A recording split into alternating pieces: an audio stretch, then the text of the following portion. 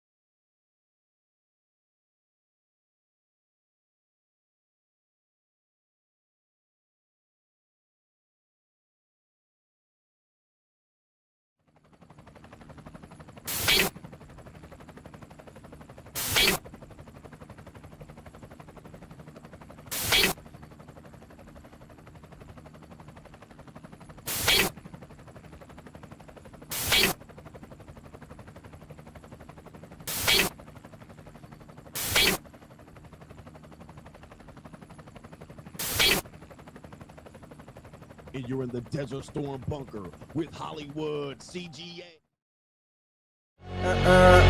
Yeah.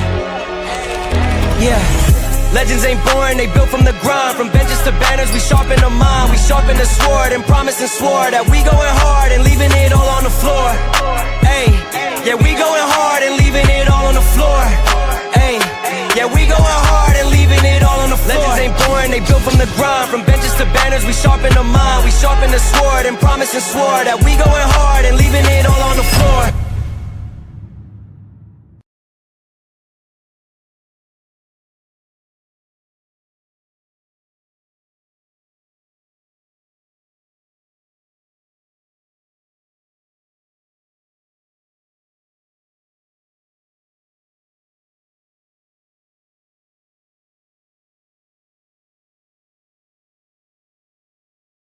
Hold up.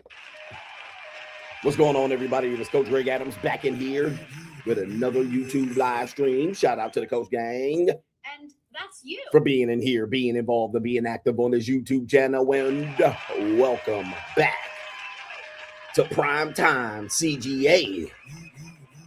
You in here with the Bruce Wayne of this ish. The king of kings, the king of content, and the speaker of truth, yours truly, the notorious one, a.k.a. Mr. Coachellini, better known as the prognosticator, Coach Stradamus. And you're in Ho Chi Minh, Vietnam, with none other than Hollywood. It's still Hollywood CGA here. And EWF, that is every woman's Vietnamese fantasy and the whole fucking show. I'm the CEO, Niggero, of Fixes Binds LLC, the unbinder, the undebatable, the undisputed best entertainment here on YouTube. You can call me Senor Gregorio Graybeard. The ladies in Ho Chi Minh love to call me Mr. Third Leg. Your Greg. third leg was just phenomenal. Also, the man with one trabajo, the ecclesiastical misslapper, is here. You're looking at the communist anointed one, if you will. Acknowledge me. The founding father of the After Pill, the junior college sociologist, the Morpheus of the Matey Matrix, the chocolate Confucius, the Black Moses, the deliverer, also known as the man that walks in the spirit of Elijah, ecclesiastically.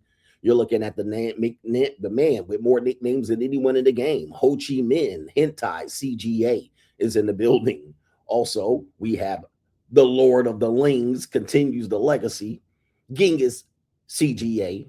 Also, we have Malo Poppy. We have Don Gregorio and all of that, Primo and all of that stuff. It's Saturday night, but you're looking at the 14-time demonetized champion of YouTube. That's what we're doing around here, the demonetized champion of YouTube. Let's get the main event here. I know it's Saturday night in the United States of America, and hopefully everything's going well with you in the United States, the good old United States, but we are in Vietnam at this particular point. So it's a good time. The internet is a little bit spotty here. I don't have hard line internet here. For some reason, it's not working in my room. I had them try to come and fix it, and to no avail. So I'm going to have to switch rooms so I can do my streams over the next few days. But right now we're on Wi-Fi, and I'm going to say good luck. And the Wi-Fi, you know, in hotels in the morning, they kick you off just to reset you for the next day. So it might be a possibility that I get kicked off this stream as the Wi-Fi resets at checkout time. All right, but anyway, we got a great show for you lined up today. We're going to kick it like a fireside chat.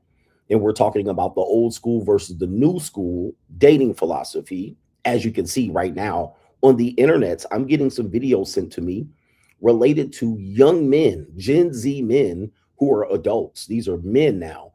These men have a new dating philosophy. They have a new, well, somewhat of a new approach to dating. We're going to talk about that and the pros and cons to the new school versus the old school. Now, for me, I'm in the old school. All right. I'm a dirty old man. And I recently went viral with some strag that took my, for some reason, women get really triggered.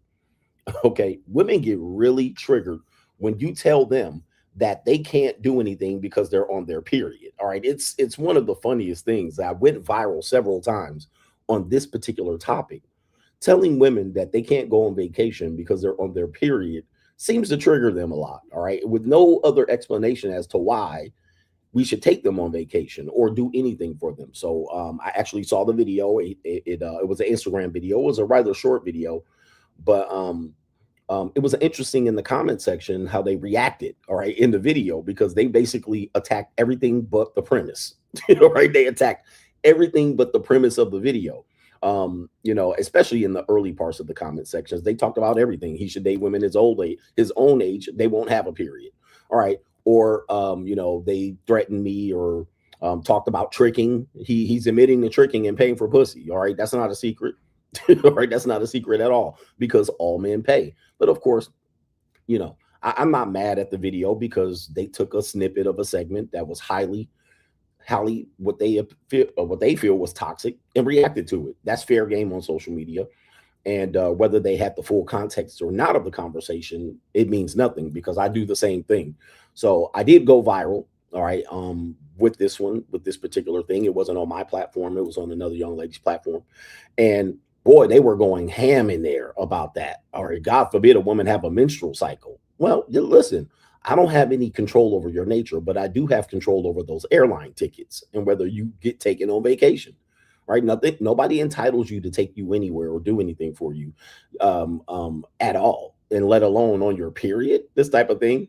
So it was an interesting thing to go through the comment section and see all of the vitriol that they had against me related to this, and some of the men defending these particular actions. But we got a great video on the new approach of young men dating today, and as they see me, old school.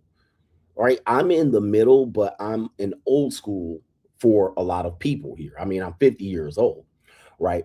I got a gray beard, so a lot of people either assume I'm old or young. All right, I got a young looking face and an old beard. All right, people really don't know where to put me. So, you have all of these phrases, unk, all right, old head, these type of things. And then you have the young guys who are YNs or whatever you would call them, Generation Z. But you got to remember, Gen Z men, all right, Gen Z men, more or less are adult males. So they're between the ages of 17 or 18 and all the way up to damn near 30 at this point. So they have a good understanding of what the realities are of dating from their perspective, right? They had their own experience to deal with. And so now they can use their experiences, they're not children, and talk about what dating is and why it's different than back in the day. Back in the day, all right, I'm not a kid anymore. All right. So yeah, we got that. Back then, wish I was a kid again. So we got that going on. And the idea of men spending money on dates. We got that still conversation going on. But anyway, if you want to contribute to today's show, $ the Notorious CGA, that's on the Cash App. It is Venmo, Coach Greg Adams TV. PayPal is paypal.me/Coach Greg Adams. And that is near the top of the description box on the Free Agent Lifestyle channel. When you can super chat by clicking a link. Well, it's the Coach Greg Adams channel. The clicking a link on the top of the live chat on the Coach Greg Adams channel. Let's see here. It is Sunday morning here. Just so you guys know, we're in the future. Sunday morning. This is I thought the time would be better because it's when I stream at my normal time, which is 8:15 a.m. on the weekdays. The time we lost an hour here, so it actually would be I can stream earlier, like at 10 o'clock. Well, I was like, oh, good. I don't have to stay up till midnight or 11 to stream. But guess what? I'm still getting it in at 10 o'clock. All right. The problem is that Vietnam, I could stream. It is still rather early. I could do a stream and get done by 1 and then get back out in these Vietnamese streets. But you know, but I've been here for a couple of days. I think this is my 3rd day here. And I've been busy. I've been getting busy in Vietnam, figuring out what was going on and putting hands on little Vietnamese hips, learning the ins and the outs and the ends of the JUCO activity here. It's quite different than you would think some of the other places in Asia. It is a little different. It moves a little bit different. So you got to know the underground, straight to the underground. And you got to know how it works around here. Now, if you do want me to tell you, I cannot tell you on this one, but on this platform, all right, but I can tell you over on Locals, all right. I can tell you over on Locals, which is coachgregadams.locals.com. We're going to have a great show, which would be, if I'm not mistaken, it's going to be tonight, right? If I'm not mistaken, let me see. Yeah, it's going to be actually tonight. Yeah, we're going to have to do local stream tonight. And then it'll be slightly earlier than normal. And then we'll have the money mindset, which would be my tomorrow morning. We'll do the money mindset. What a crazy, crazy time. But yeah, man, it's going to be good. Anyway, we got the old school and the new school, but let me see if there's any old school or new school people that are contributing to today's show. That would be great to know early in the morning. Over here, it's 9 a.m., but you guys are in Saturday night. And shout out to everybody on the East Coast. Maybe you're up on a Saturday night. All right. Do you guys still go out on Saturday night? Like this is the night to go out. All right. And if you do, tell me your age. If you're still, oh, it's Saturday night, I got to be outside. All right. As an older person, yeah, you can still get that FOMO, that fear of missing out. But for the most part, you know that Saturday night is a big to do about nothing. Right, for most of the time, it's to do about nothing. There's a lot of standing around, loud music. There's a lot of clanking of bottles. There's a lot of talking and conversation going on. The night obviously wants to be extended out to its fullest, so people want to get the best that they can until 1:32, 2:33, 3:34, wherever you're from. You know, those closing hours, closing time.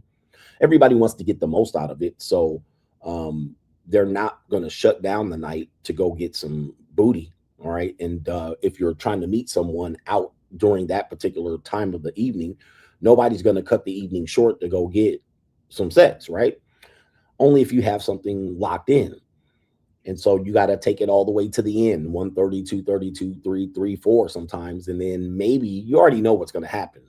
You know what's going to happen.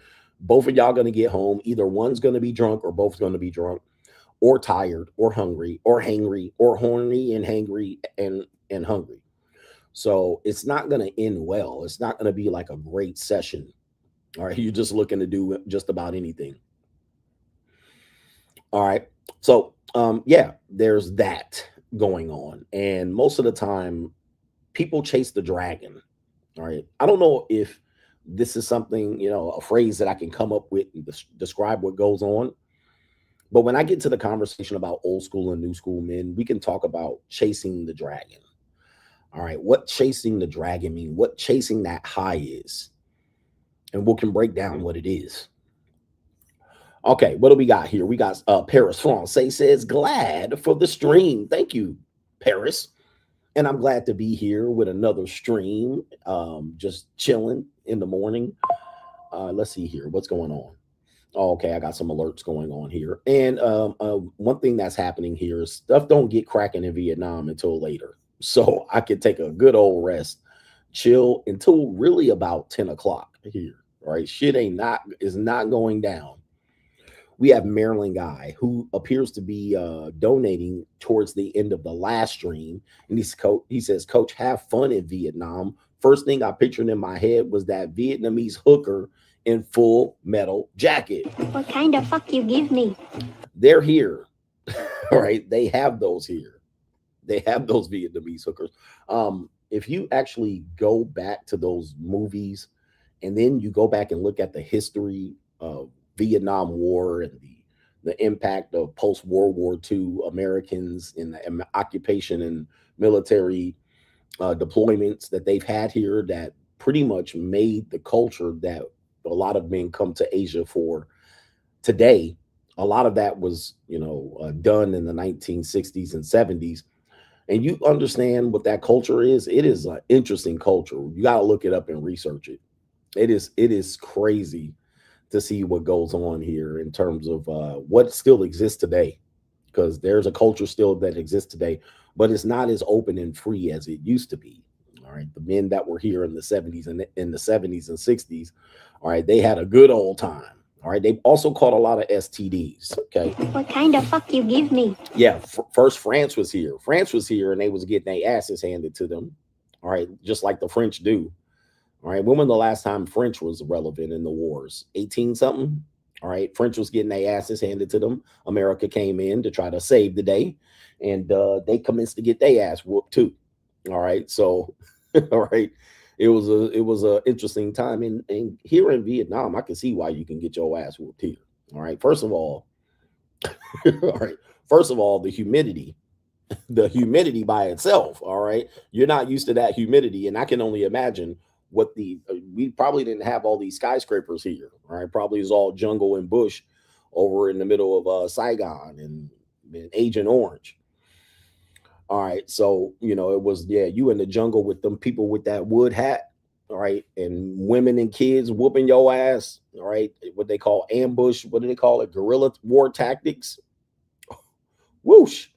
All right. It was a whole fucking shit show, man. But anyway, times have changed quite a bit. There's no tensions related to this history, but there's a lot of kids that were born over here related to that. But the humidity by itself during the day, the humidity is like, wow.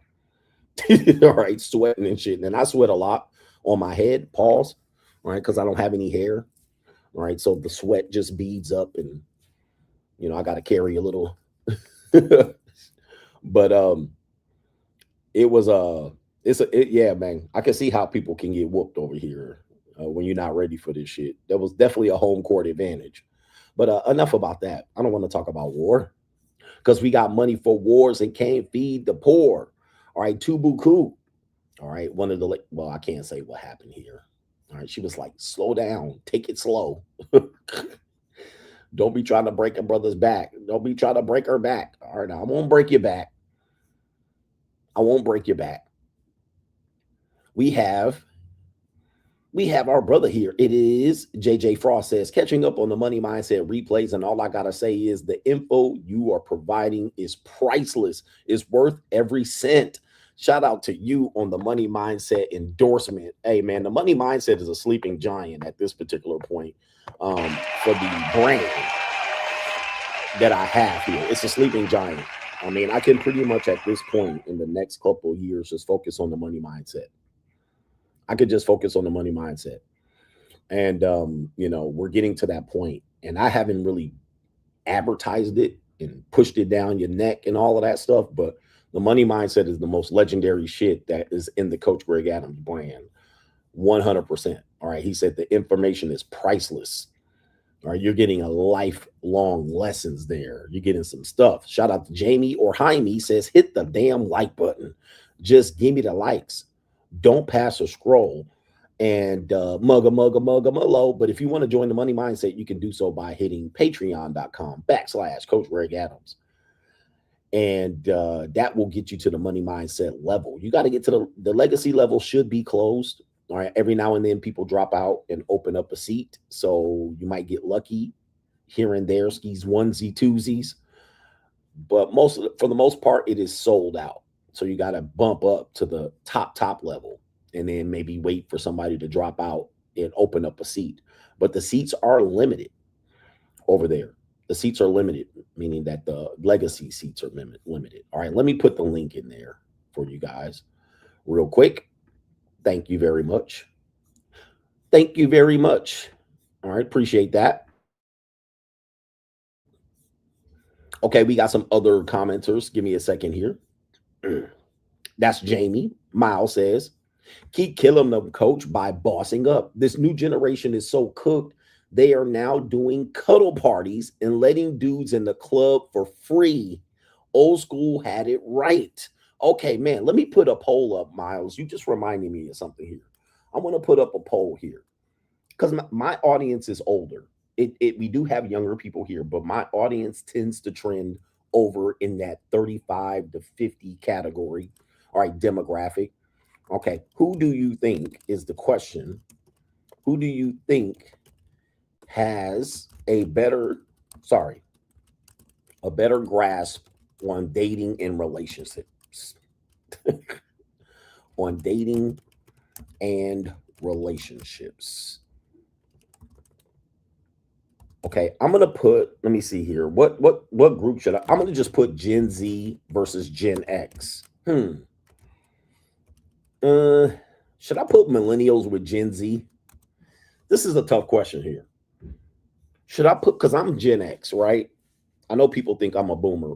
What should I put? Maybe I should just put an age range. You know what? Let's just put an age range. We won't put a generation. We won't put a generation. Let's put an age range.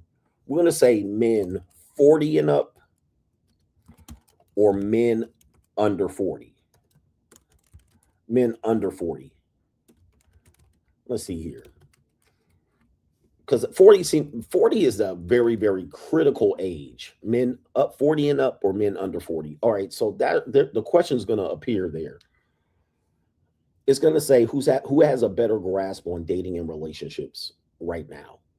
Okay, men 40 and up, which can include some older millennials, Gen X, and then you can include the boomers in there. I got a funny video that's going to pretty much be the reason why I did this particular video. And men that are under 40, which is 39 and below, 18 to 39. Okay, that seems to be a line you can draw. Who has a better grasp of the dating environment today? The current dating environment overall, not talking about bars and nightclubs, okay?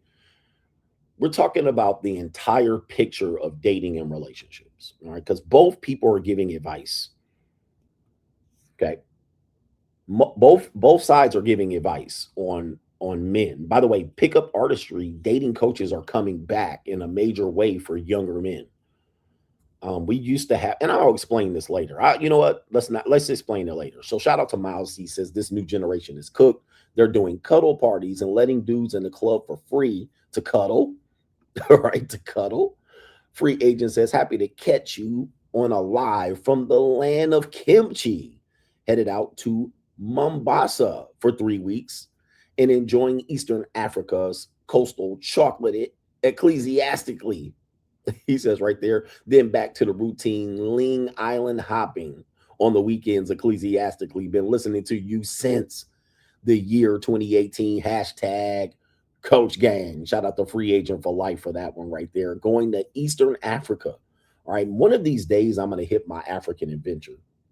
All right, but I got to plan it out because there's a certain type of Africans that I really like, and there's a certain types that I want to explore and get to know.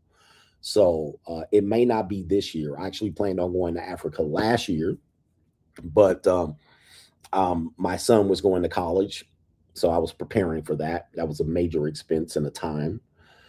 But then I was going to do it this year, but I'm doing Nomad CGA in Africa. Did not make the list again, although I do have it tentatively on the list for August.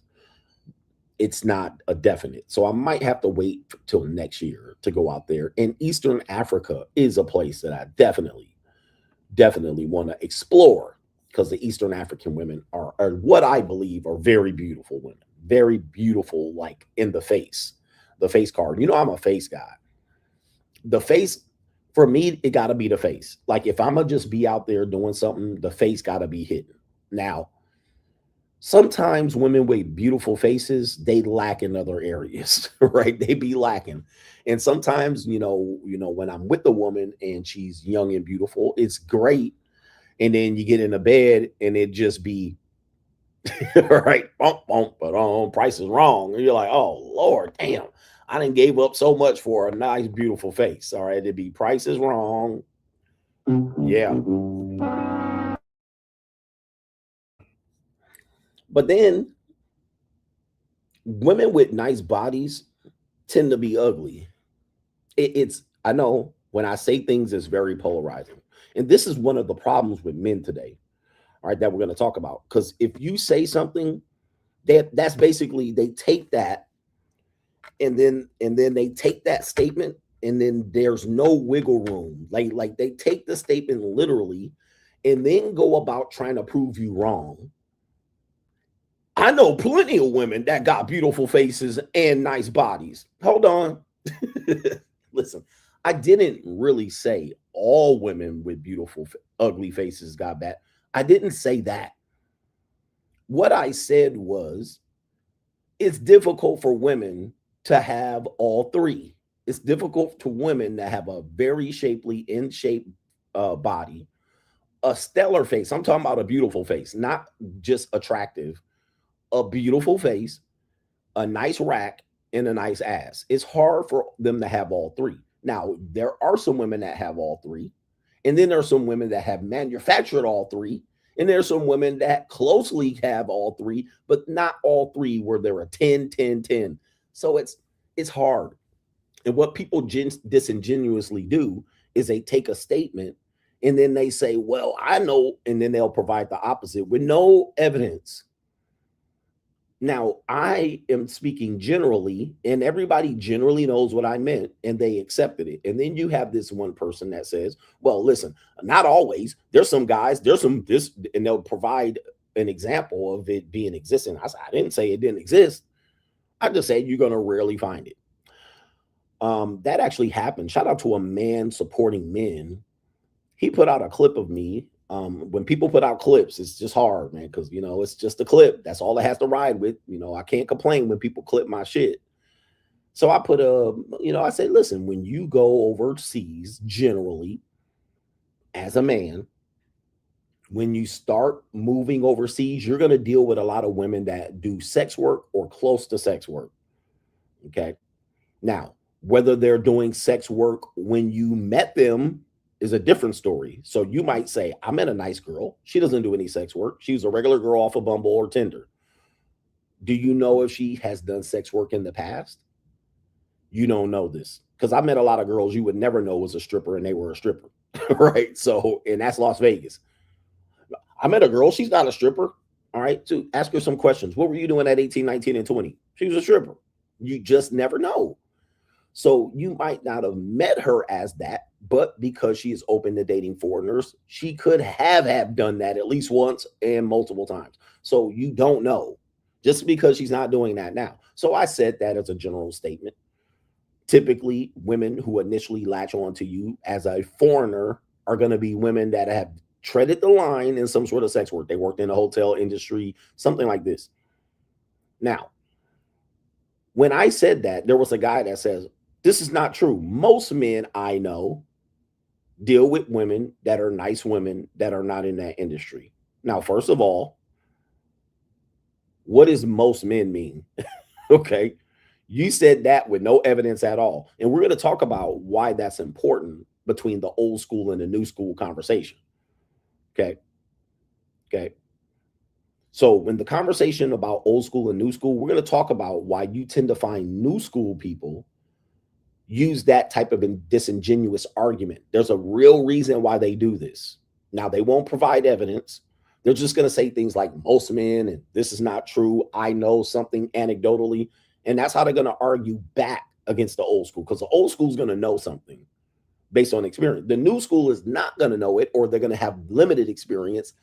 And then they're going to provide this is where the battle is. We're going to talk about why this battle exists and why men in the new school tend to use these type of arguments. Right? The exception to the rule disproves what you just said. Shout out to Gary, says 50 Cent proves the red pill is true. Clarissa Shield is not yours, Papoose. It was just your turn. And from what I understand, vaguely hearing about what's going on here, is that 50 Cent allegedly is releasing some Ring doorbell footage. I don't know how 50 Cent does it, all right, but he's got money and a lot of petty. He's apparently releasing Ring doorbell footage of Clarissa Shields, who is dating the rapper, the street rapper, the freestyle rapper, Papoose, who previously had trouble with Remy Ma cheating on him. 50 Cent is now insinuating that Clarissa Shields is cheating on Papoose and has evidence. Now, for those who don't know, Papoose has taken exception with 50 Cent and has released a diss song that he's made a few months ago. It's taken him a while to release it. And now 50 Cent is set out to embarrass him, even a person speaking out about it. So I heard the video of the guy speaking out about it. I didn't have a chance to really track what was going on. It seemed like another low life type of guy. So if Papoose is again getting cheated on by Clarissa Shields, that would be embarrassing for Papoose. I mean, because another hopeless romantic going down. All right, this is crazy. And what's going on with these rappers, these old school rappers releasing diss tracks? Sorry, YouTube, diss tracks on each other. What's going on, Gary? All right, these old rappers out here putting it, and I guess rappers should still be able to rap. I just didn't imagine rappers doing diss songs in their 50s. Jim Jones and 50 Cent and T.I. Well, 50 Cent didn't barely put out any, so it's really weird. I don't know. Anyway, let me talk about this. I actually was trying to do some.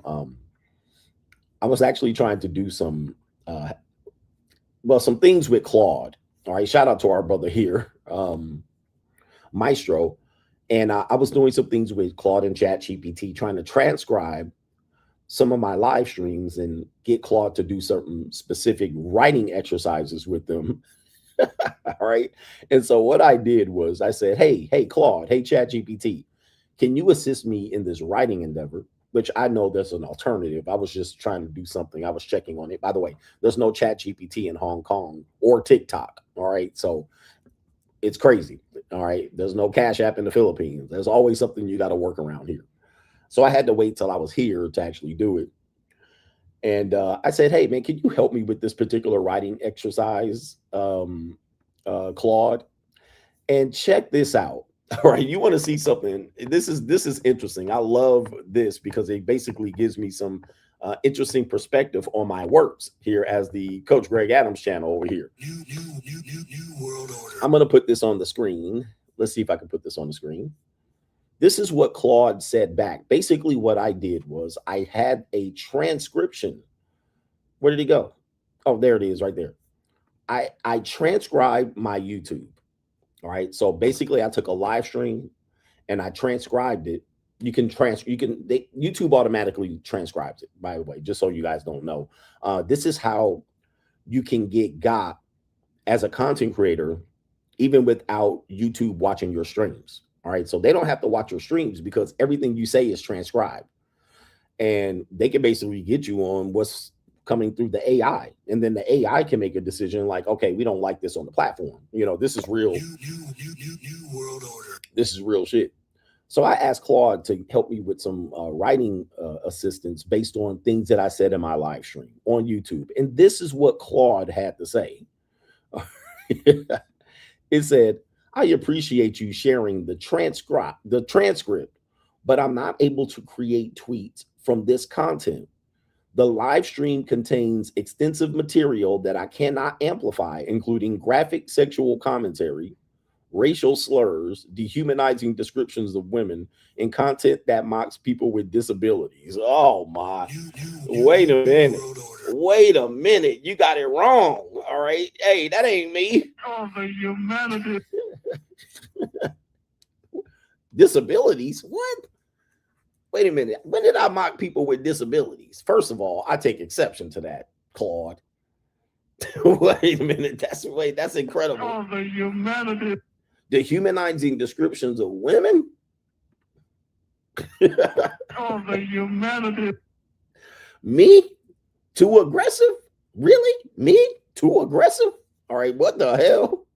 And then racial slurs. Oh man, this is crazy. What racial slurs? Niggy.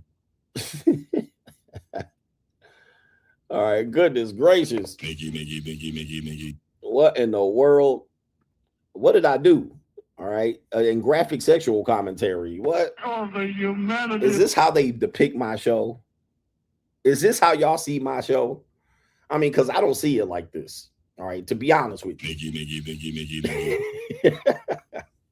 I didn't do it. This is incredible. All right, what did I do? All right, I didn't do nothing. Yeah, this is a family show. This is a family show. Oh, the humanity. I don't do anything of that. Like I do not resemble that remark here. I do not resemble that remark. All right, goodness gracious. All right, is this how YouTube views me? This is why my content this is why I can't get no good numbers here. All right, I don't know what's going on. All right, how do they even know what I'm talking about? All right, that's why they got my whole dictionary over at YouTube. What is this nigga talking about over here? All right, is that the racial slur you're talking about? I say the N word, I suppose. Okay, goodness. All right, I guess I better just, clean up my act just a little bit. We got Miles is in the building, says, good to see you enjoying life and remembering your loyal following on Al Gore's internet. We can't forget, man, to drop these streams and give y'all some entertainment, edutainment for the evening and for the weekend. I got to be consistent too, so I can't just, I just can't just, not stream. But I'm gonna find a way. Shout out to Roderick Miller over here with a co-sponsorship. He says, for your work ethic, the hardest content maker on YouTube. All right, and if I had an incentive, I really would be out here making content. All right, but most of my content is demonetized, so like I can't even do like a vlog. All right, I'll be like, damn, I want to do a vlog. I want to do a live stream here. I want to go there. I want to do an IRL stream, and it's all waste. All right, it's all like, all right, it's all just nothing. It's just lost leaders of me spending hours editing and putting shit out. Like, it's like, what's the point? All right, what's the point? But I got all these channels to be able to do so, but really, it's almost like working for peanuts. It's like these hoes out here working out on a walking street. So anyway, and somebody says Twitch. Yeah, I could go to Twitch. I'm on Twitch, but there's 120 people over on Twitch. Right, 120 people, and so I can make $20. At least I'll make $20. All right, over here I get hundreds and thousands. I really get thousands. All right, but I get thousands of people. So the views are different. All right, to go somewhere where there's 126 people, I mean, unless they're paying per view, is not worth it. It's not worth it either. So yeah, I monetize over there, but there's not that many people subscribing and watching or even doing anything. So anyway, YouTube is the giant. One thing we tell people in content creation, YouTube is it. Until there's no YouTube, nothing else exists. All right. In outer space, no one hears you scream. Yep, that's Twitch, that's Rumble, all that shit. Now that's good for content creators trying to come up, but I already done came up. All right, I already done came up. So unless there's 1,000, 2,000 people on Twitch, it's just outer space. At that point, nobody will hear me over there. Nobody will go view me. YouTube is it. All right, and people have to come to that reality. I know people are waiting for a competitor to come up and swipe YouTube and make them move and shake, but I don't see that in the next 10 years. All right, and I've been saying that. I teach my content creators, YouTube is it. Even if you're demonetized, YouTube is better than anything else. Nobody's beating YouTube right now. So I know people think something else is going to come up and take it. Nah, YouTube is it.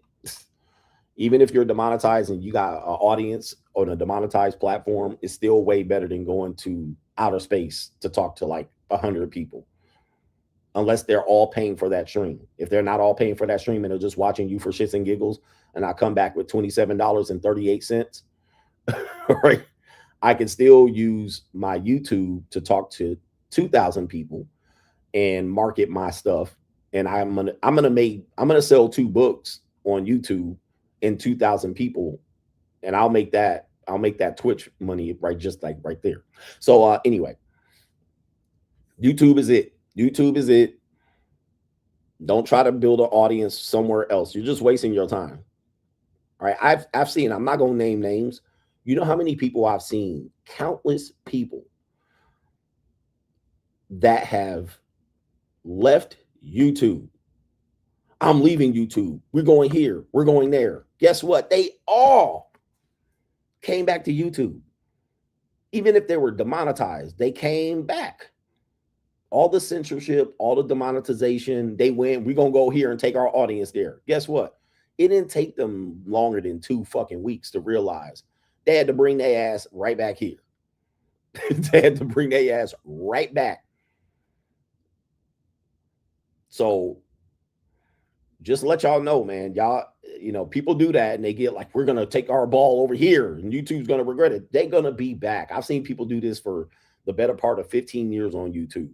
All right. They are apocalypse. People said, I'm going to leave and go over here. And then they went over there, Blog Talk Radio, right? They start doing, we're going to build it up on Rumble. They went back over and then they crawled on back.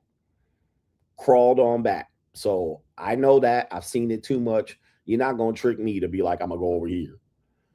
All right. Just anyway.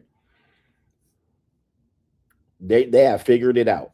And as much as I don't like what they've done to me and cost me millions of dollars, they know how to do social media.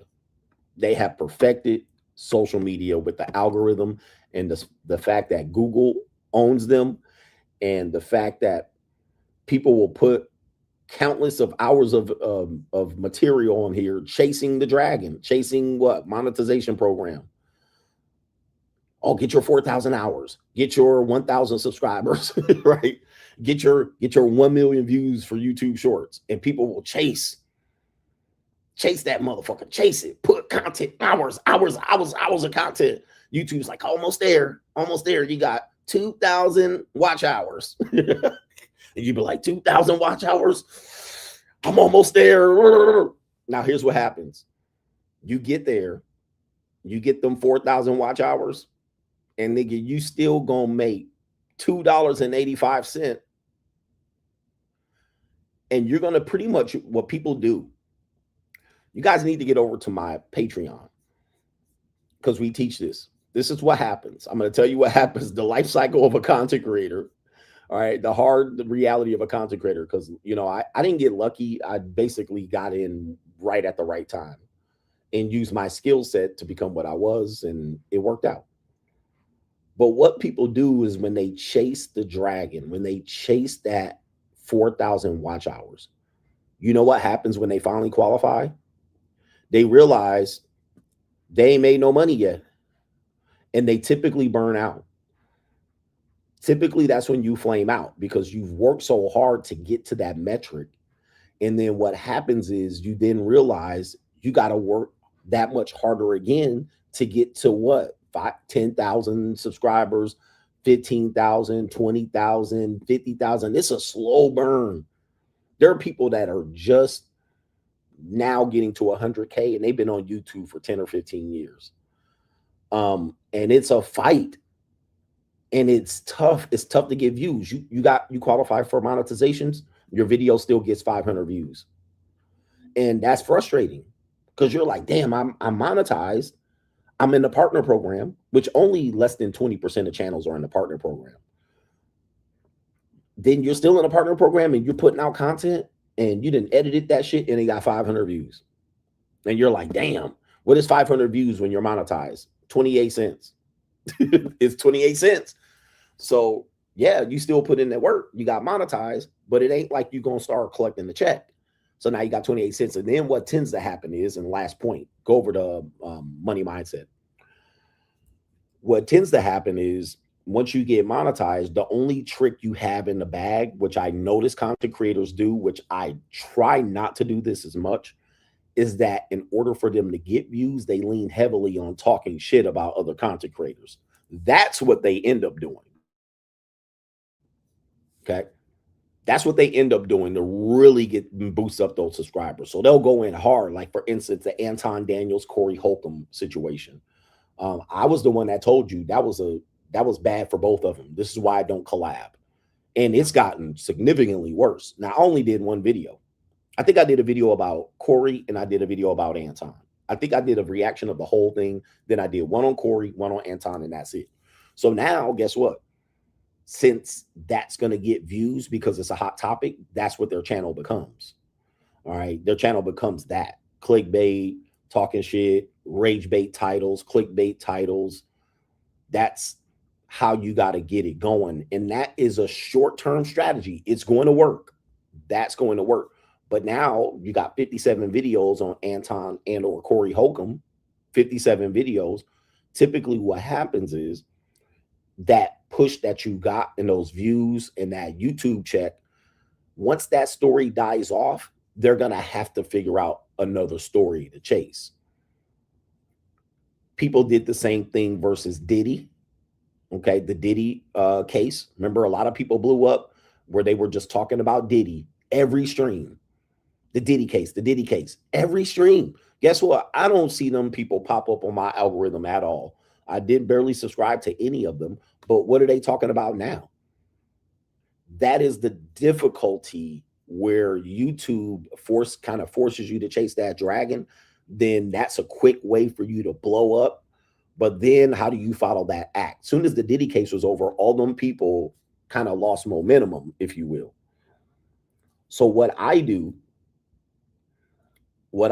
is, for better or for worse, I just talk about philosophy. I'm a philosophical, I talk about methods and philosophy and predictions and this type of thing. All right. I don't just react to a hot topic and then keep reaction videos. Also has the same thing. You basically have to react to something that is popular. And once you do that, that's what you're doing. So you don't develop a rhythm. You don't develop a philosophy. You develop a sense of people want to see you react. And the reactions typically, let's be fair, are kind of what I think are the reactions I think are juvenile. That's how I can describe it. All right. And I'm not trying to diss reaction video people. I think in order to get people to watch your reactions, you got to be juvenile. Like, you got to have like a video where your thumbnail is like this. Or your thumbnail is like, oh. That's your thumbnail. I think I had a couple of thumbnails like that. But,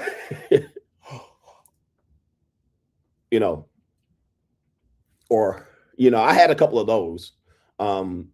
That's where you're, but that's got to be, that's your whole shtick. That's like your whole thing. You know what I mean? Like, you only got that. Like, it's over. There's no turning back now. I'm selling everything. That's how you got to survive. And to me, I can't do it. Like, you know what I mean? I can't just, or like the other financial dude, it's over. This type of shit. There's no turning back now. It is like, oh man. For me, is like, as a content creator, because my content is mostly kind of humor and philosophy. All right. Money, energy, attention, and time. Marriage will. I know people will disagree, but if you think about it, money, energy, attention, and time. Marriage will. Men are in love. Women are in business. All right. These are all examples of philosophies. All right. That's why I call myself the chocolate Confucius. I have to reel out my philosophy in real time.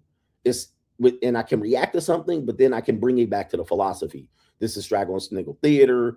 This would be Inside the Mind of Modern Women. These are segments that show that there's a philosophy that I'm I'm coming back to. Okay, I show you this and I explain it philosophically. Okay, free agent lifestyle, philosophy. All right, these are all philosophies.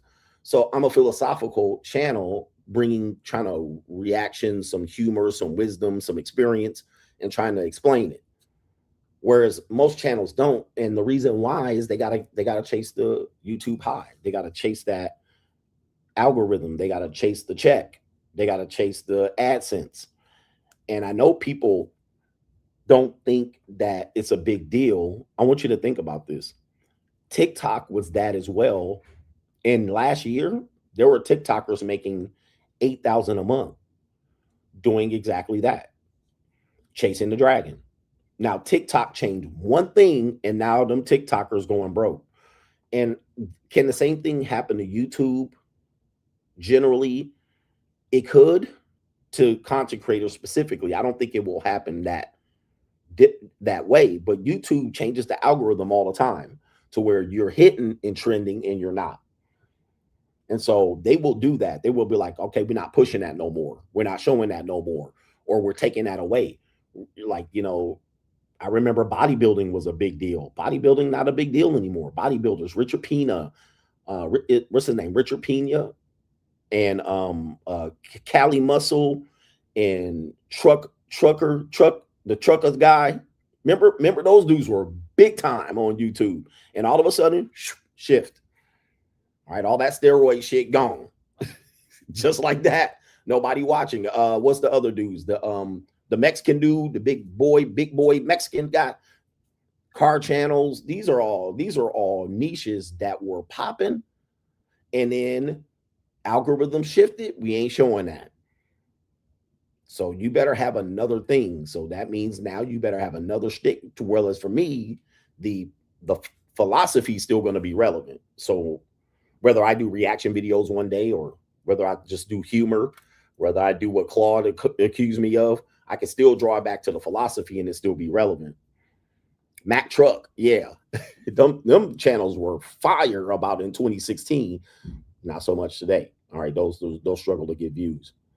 So anyway, yeah, you got to find those videos, even when you follow those people. Tech channels. I used to follow this guy. I still follow him. His name is Your Average Consumer. He still does well, but he doesn't even pop up. And I follow him on like 3 channels. I have 3 different channels. I follow him on all channels, and I never see this. I never see his content pop up in my suggestion box on when I go to who drop videos. Never shows up. And then I have to search him up. What happened to them videos? Because I like his videos. And I have to search him up. And I'm like, damn, he's been dropping videos like normal. But he never shows up on my suggestion. He never shows up on my front page. He never shows up even on the people I'm subscribed to. These are the people I'm supposed to be subscribed to.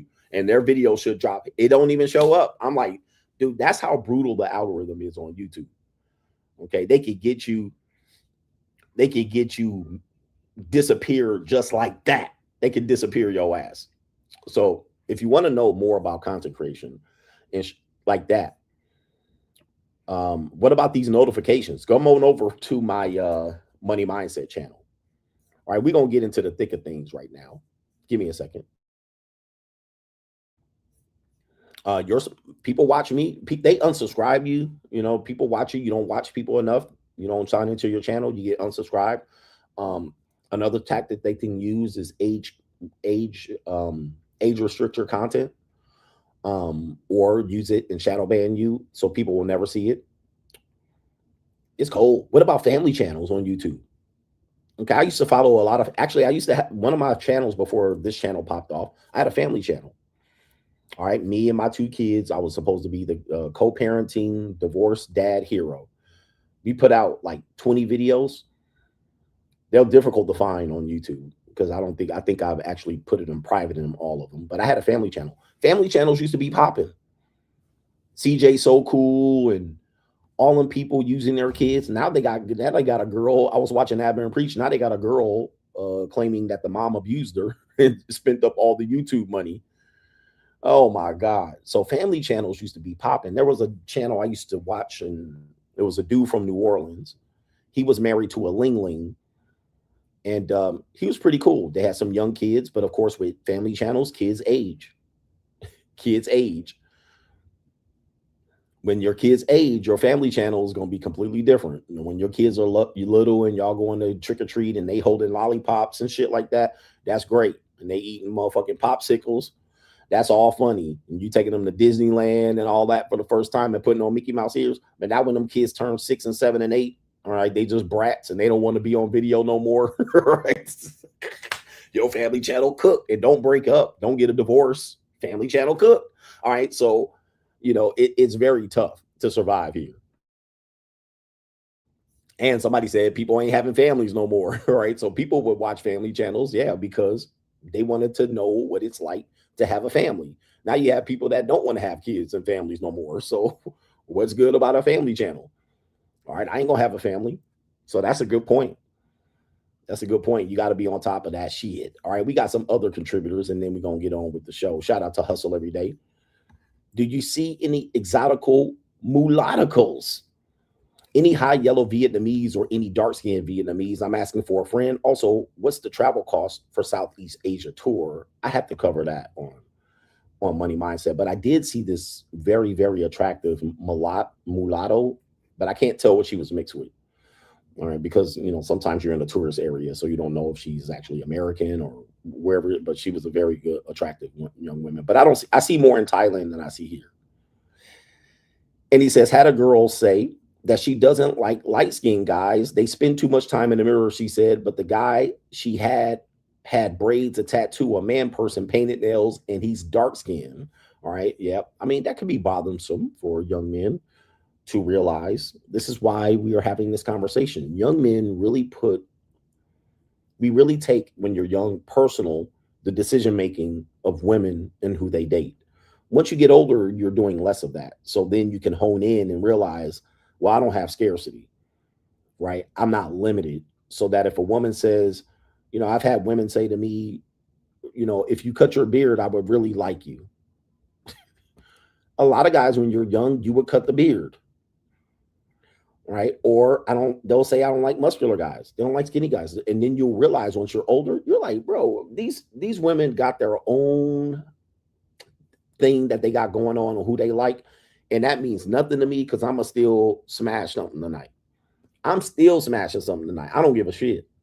And even to the point where it's like the old school, new school. You got Charleston White saying tricks. What's wrong with tricking? Whereas a young guy would say tricking is a violation. Right? There's no way I would trick. Well, when you're older, you're like, I'm getting right to it. All right, I'm getting right to it. I'm getting what I want. Whereas a young dude under 30 or under 40 would be like, man, that's the worst thing you could do. Right? And so that's a conversation. Whether it's true or not is a conversation. Whereas the dude that has abundance and knows how to get right to it, he gonna get right to it and he don't care. You will be interested. A lot of women say that they don't like certain things, and I still fuck them. When I put money up, I'm just letting you know, because here's the deal. Money talks, bullshit walks.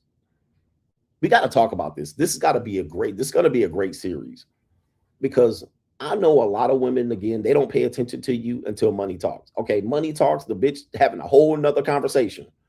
All right, she doing things that she would have never done. She doing things that would make it difficult. She would make it difficult for you to do. All of a sudden, a couple of dollars shows up, and bruh, it's a whole different conversation. Shout out to Tiff Takes.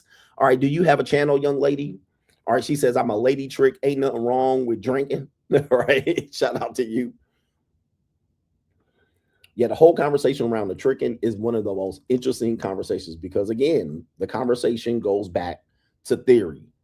The theory is the woman it's not going to give you burning desire, right? It's not going to give you. So the young guys are like, yeah, but you're not getting X, Y, and Z. You're not getting this. And the guy that's doing is like, so what?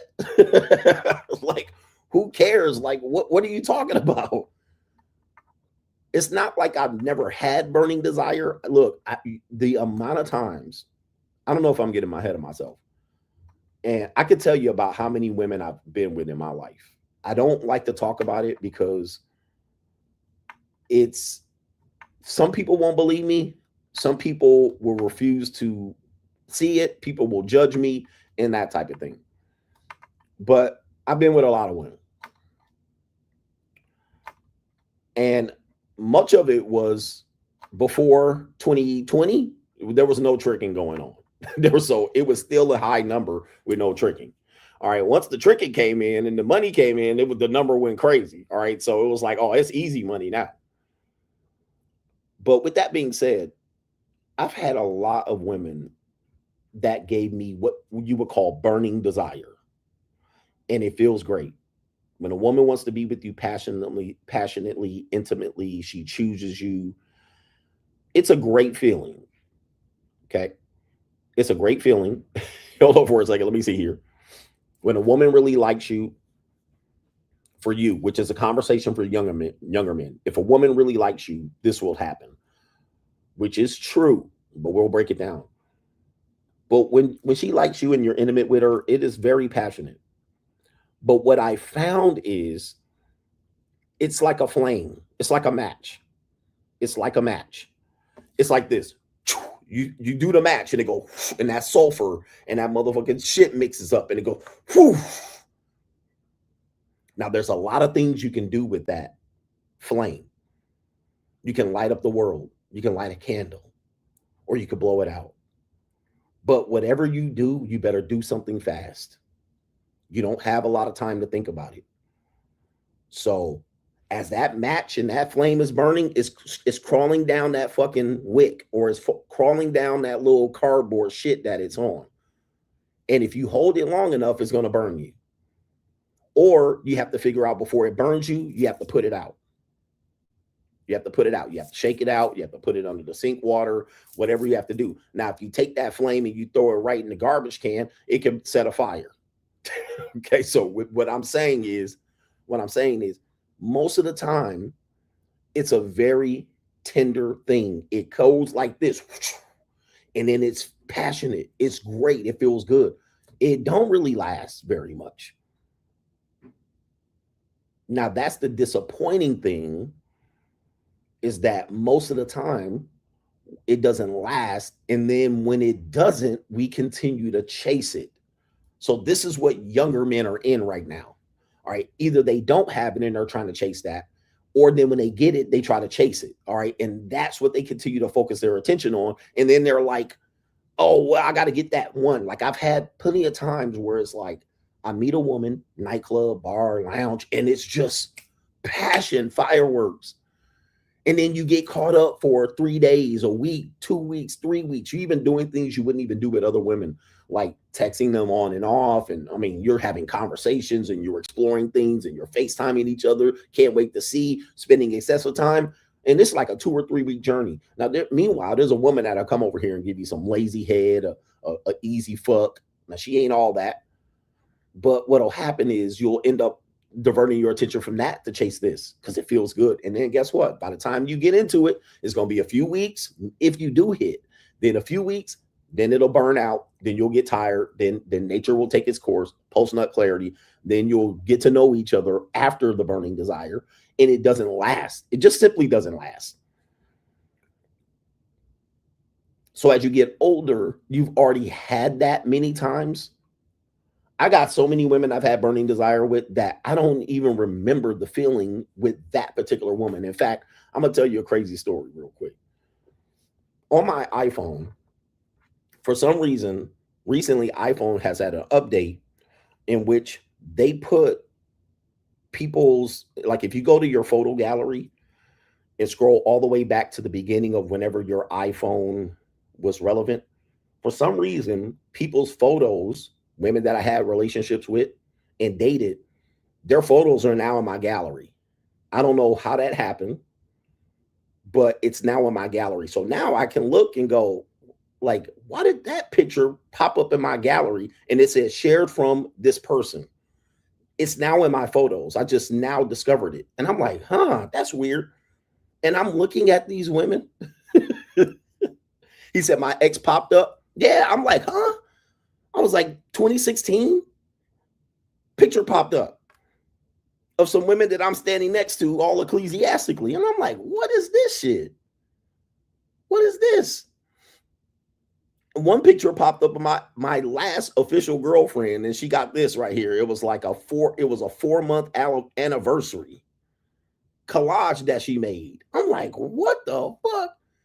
I was like, damn, I've been thought of this bitch is forever. Like, what? And I'm looking, I'm like, what is this shit? Well, I'm looking at the women in the picture. In my head, I thought they were way better looking. In my head, I thought these women were way better looking when I was fucking the shit out of them. Now I'm looking and I'm like, I'm like this right here. Hold up for a second. Where what the hell?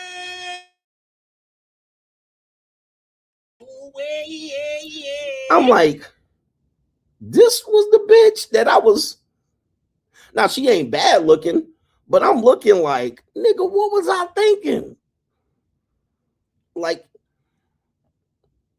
I would never fuck her today. Like, nah, I would fuck her, but I wouldn't be simping over her today. Like, this bitch was getting the deal of a lifetime being with my motherfucking ass. But I remember her being like way more attractive than what I'm seeing in these pictures right now. I'm like, oh, she good looking, she decent. But I thought she was way better looking. Why? Because I was fucking her, burning desire, and all of that shit was taking this course. And guess what? They even got me with a picture of this bit all in the goddamn, what is this? We had a pumpkin patch. Nigga, I was out there, bro. He says, I'm traveling a lot more. I've seen way more in the last, since these photos 10 years ago. I've seen way more women. I've had access to way more beautiful women. I've actually seen and fucked way more beautiful women, way more than, and I didn't have to date them. I didn't have to do anything burning desire. None of this shit. Look, they got my motherfucking ass out here in the goddamn, look, oh my Lord Jesus. All right, bro.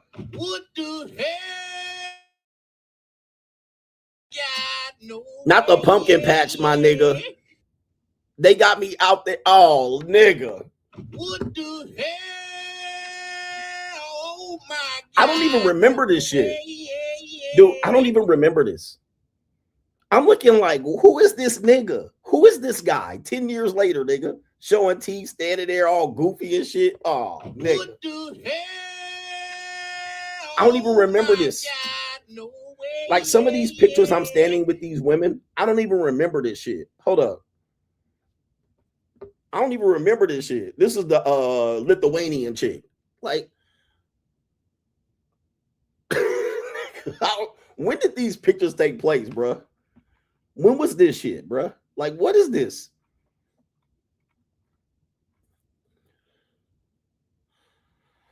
Oh, man, bro. Like, what a time. What a fucking time. Like, hold up. I got more shit. Hold up. Well, I can't show it because I don't want to show the woman face. Yeah, I'm looking at this shit like, what was I doing? But anyway. Oh my Lord. Now they got me at Hollywood Bowl. I mean, this is, yeah, it must be AI or something. Because I don't even remember these photos. I don't remember taking a picture. I don't even remember being at the event. But I must have been, you know, when you're ecclesiastically in love. Okay. So I was working hard for that. Working hard, man. Working hard, trying to keep it up, trying to get burning desire. What I'm going to tell you is the women in those photos had burning desire. I mean, we was fucking like jackrabbits, passionate sex. We talking about sex where you finish and y'all both nut and y'all both, and then you finally be like, bitch, I love you. I love you. And then she's like, I wasn't going to say it, but I was waiting for you to say it first, but I really love you. I love you too. That shit. Talking about splendiferous, busted nuts, passionate. I didn't want to say it, but I think I'm in love with you. Ass shit. I love you too, but I wasn't going to say it first. And I'm glad you said it because I really love you, ass nigga, man. Like, yo, I think we can take this all the way. I think we can have a family. I think you can leave it in. Come inside of me. All right, this type of shit, bruh. I mean, it's what it is. And that's burning desire. That's burning desire, dude. I'm telling you, it's a great feeling. But most of that shit be over in months, weeks, sometimes days. It's 100%. It don't last. It don't last. I was married to a woman. I will say the first probably year, we was like, man, we could not keep our hands off each other. Like just always constantly touching and holding. After about a year, 2 years, 2 years for sure. 2 years for sure, that shit was gone. We cut all that shit out. That didn't exist no more. Everywhere we went, we was holding each other's hands and we was cuddled up together on the couch. I remember one time I was with my then girlfriend who ended up being my wife. I remember we were at a family event sitting up there like two koala bears holding each other. And then her cousin walked by and was like, that ain't gonna last. And then we was like, what do you mean? What do you mean? What do you mean that's not gonna last? We're gonna be doing this forever. Our love is like no other love. You don't understand. We really love each other. All right. And she was like, that ain't gonna last. And we was like, what? You all over each other, touching and holding each other. She was like, that ain't gonna last. Yes, it will. You don't know. You just don't know our love. We really love each other. So it's the truth. It didn't last. It doesn't last. So the burning desire conversation, let's get into it. Let me check the super chats and then we'll get on with the show. All right, but it's a real thing, man. This is the old school versus the new school conversation, the understanding of dating, relationships, romance, and all of that. Who has it right? I'm going to check the poll here, but I'm going to sign in the PayPal to see if we got any PayPalers. And then let's see, we can ecclesiastically matriculate the ball downfield in the way old Nick Saban used to do it. Haters ass niggas hating on my shit, hating on our love. Our love is different. So we got one more and then we'll get on with the show. This is our brother here. Thomas T says, Coach, cheap, fast, and good. He says all things in life follow the same principle, 90, 10, 80, 20, and so on and so forth. App is coming. He says right here, IRL with CGA is coming within the year. Love you, Coach. Get that app going. But yep, cheap, fast, good. All right, we teach. These are all philosophies that I teach. This is why I can still be relevant today. So I'm not just reacting to videos and saying something that I don't know. I'm speaking from wisdom and experience. And a lot of young men are speaking from theory. So this is the difference. So let's break it down. Let's do the main event. All right, let's drop the main event on your head real quick and break it down. All right, do I have the intro? Yep.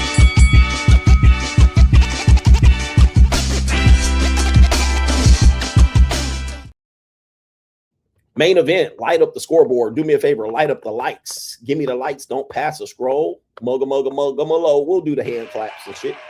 This is the main event, the old school versus the new school. All right, right now, I put up a poll that you guys can check right now. Who has the better grasp of dating and relationships? Men 40 and up or men under 40? And it's 80-20 right now. There's the Pareto principle that Thomas T was talking about, 80-20.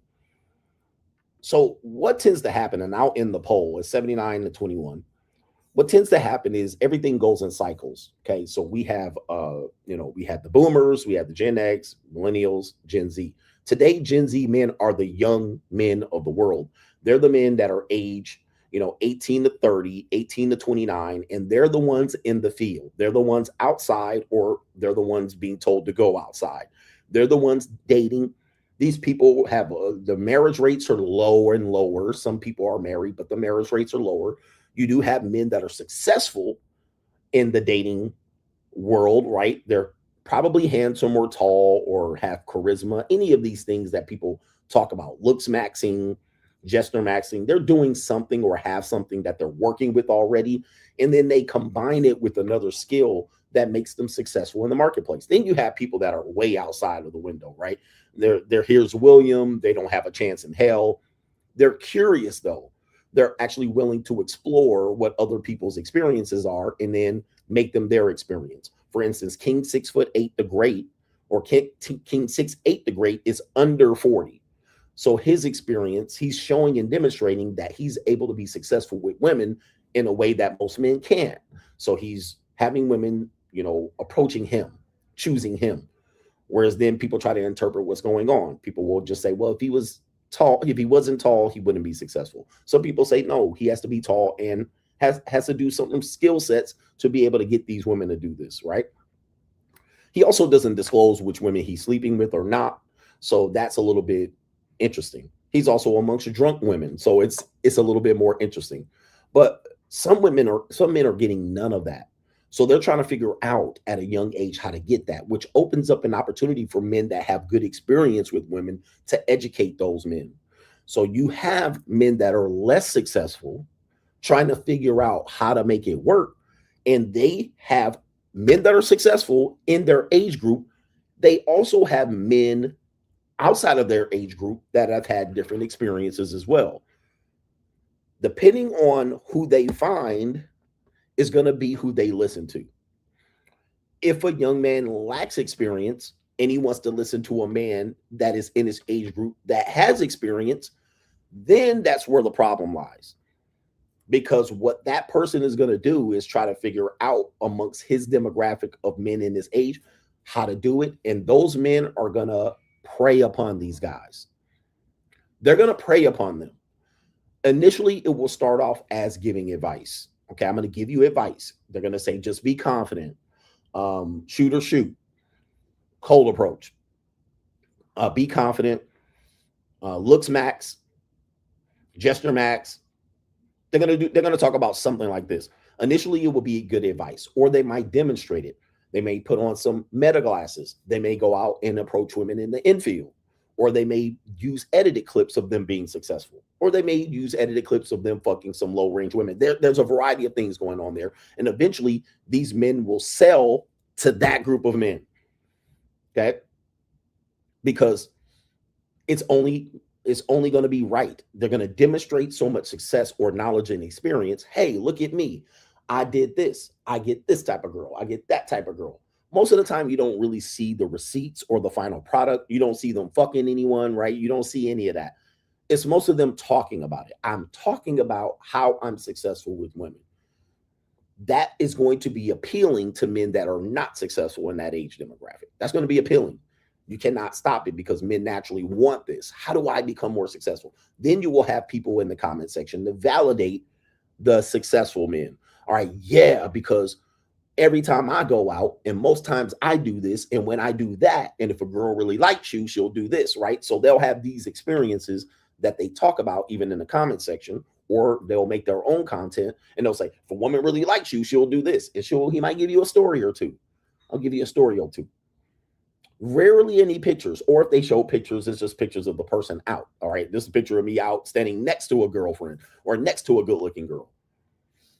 And that's going to be appealing to men in that group. So what they're giving them is hope.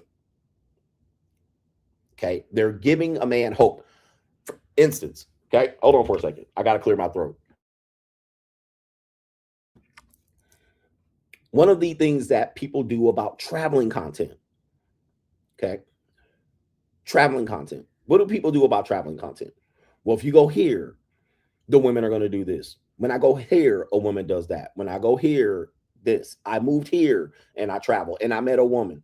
Now, most of the time when you see them say this, you're not seeing the actual experience. Okay. You're not going to see it. They're just going to say, I was in the jungles of Venezuela and I met a traditional girl. I'm not with her anymore. I was with her for a year. I moved down there 2 years ago. I met her. She never fucked anybody. She was a virgin. She cooked, cleaned, so forth and so on. We even had a guy do that during my live stream. We were talking about specifically what's going on in the American dating environment. Everybody knew this. He says, I got that, coach. I got everything you're saying a man cannot get. After a few questions, it was disclosed that he was talking about some woman in the rural Philippines. Now, everybody knows that during my stream, we're not talking about finding women that has this quality in the Philippines. If I was talking about that, I would have said the Philippines. Wouldn't even talking about the world. We're talking specifically about the United States. In fact, 98% of people who watch me are in the United States, despite the fact that I got recognized twice in Vietnam as soon as I touched down. But most people are watching me. So he eventually disclosed, oh yeah, it's this girl in the Philippines. Then when the pictures came up, it was a very regular looking Filipina. All right, I fucked way better looking Filipinas than that one. All right, but what'll happen is they'll bring up an anecdotal or they'll bring up a one possibility to give you hope. Hey, so look, you can come over here and get that. People that do travel content, they're literally giving you, I'm just letting you know, and no shade to my travel content creators, they're giving you a very limited viewpoint on what happens when you travel. Very limited viewpoint on what happens when you travel. They are painting a motherfucking picture. Okay, they are painting a picture, because it is not like that. You're not going to come here and walk these streets and women are going to just fawn all over you. They're not. Okay. They're about their business. They're going about their business. They're doing now. They're going to show you a clip of some guy in China where some woman stops them and they're touching on their skin and they're doing this and they're feeling all over you. And they're going to put that 38-second clip out there and then make you believe when you walk out on the street in China or in Hong Kong or the Philippines that women are just going to be stopping you and fawning all over you. I'm just letting you know, this is just hope they're selling. It is not like that. Women are not that openly aggressive in any country. Now, when you go to certain areas in a certain time frame, have I had that happen? Yes. I'm going to be honest. I've had some women touch me and talk about my arms and something like that. And half the time they were sex workers, half the time they weren't. But most of the time, it wasn't just out of the blue. It was like, after sitting around each other for a while and then the conversation come up. It happens, but it's not that often. And then when it does, these women selling pussy. All right. So what happens is these men with limited good experience, they have experience, but you got to remember they're under 30. They're right there, 32, 30.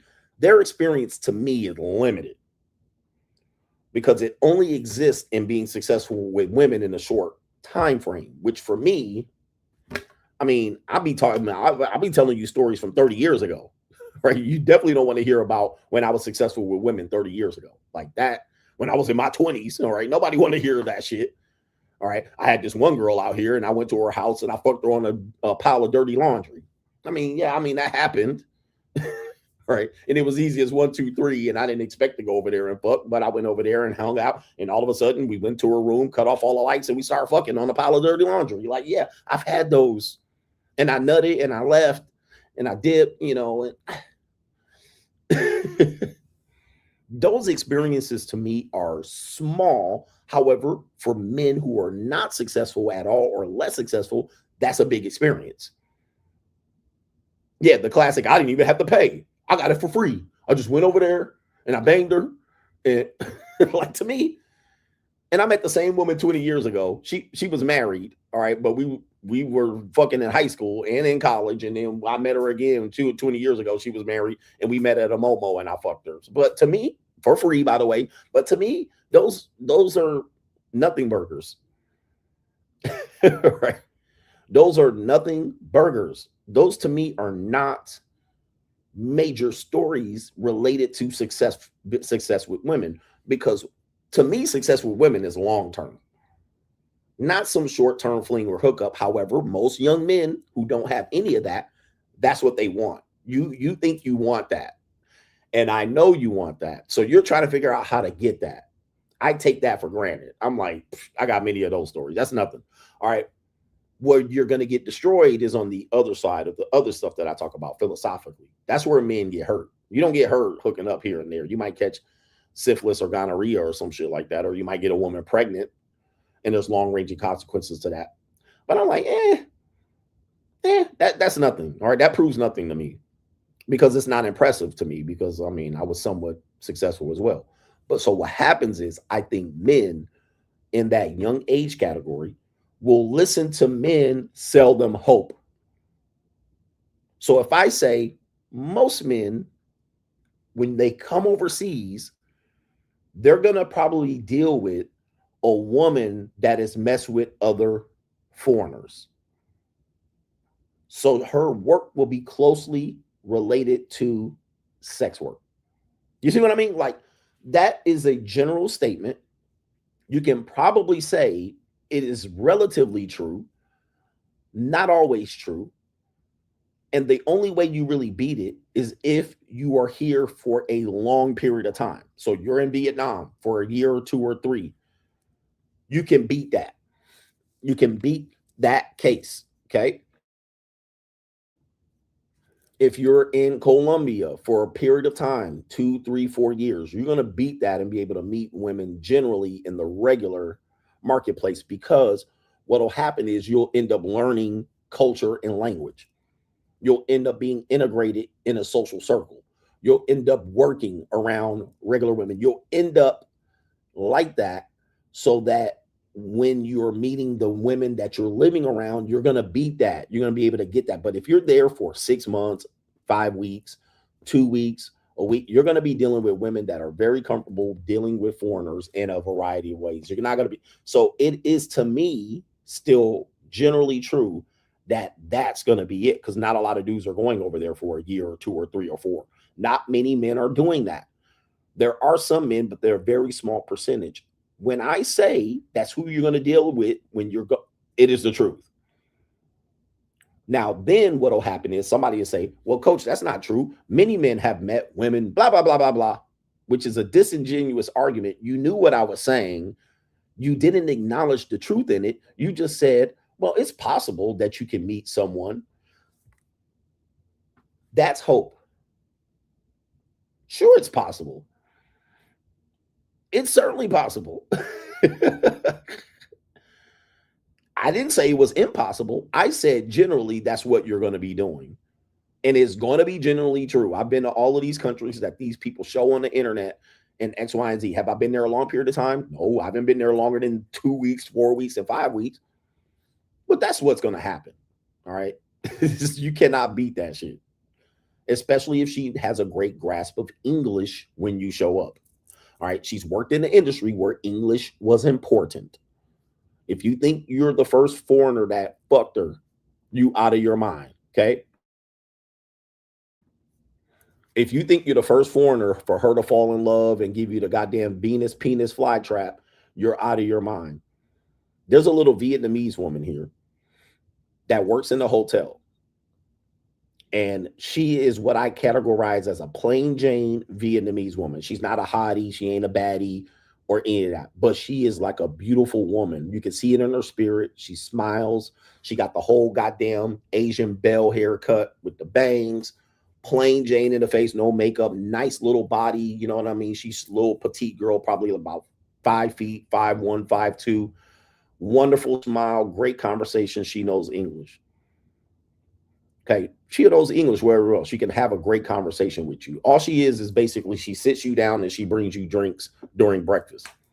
She's a beautiful woman, but she ain't like the bomb. Like, she'd be a woman that, like I was saying, like, damn, I was in a relationship with this woman type shit in the face.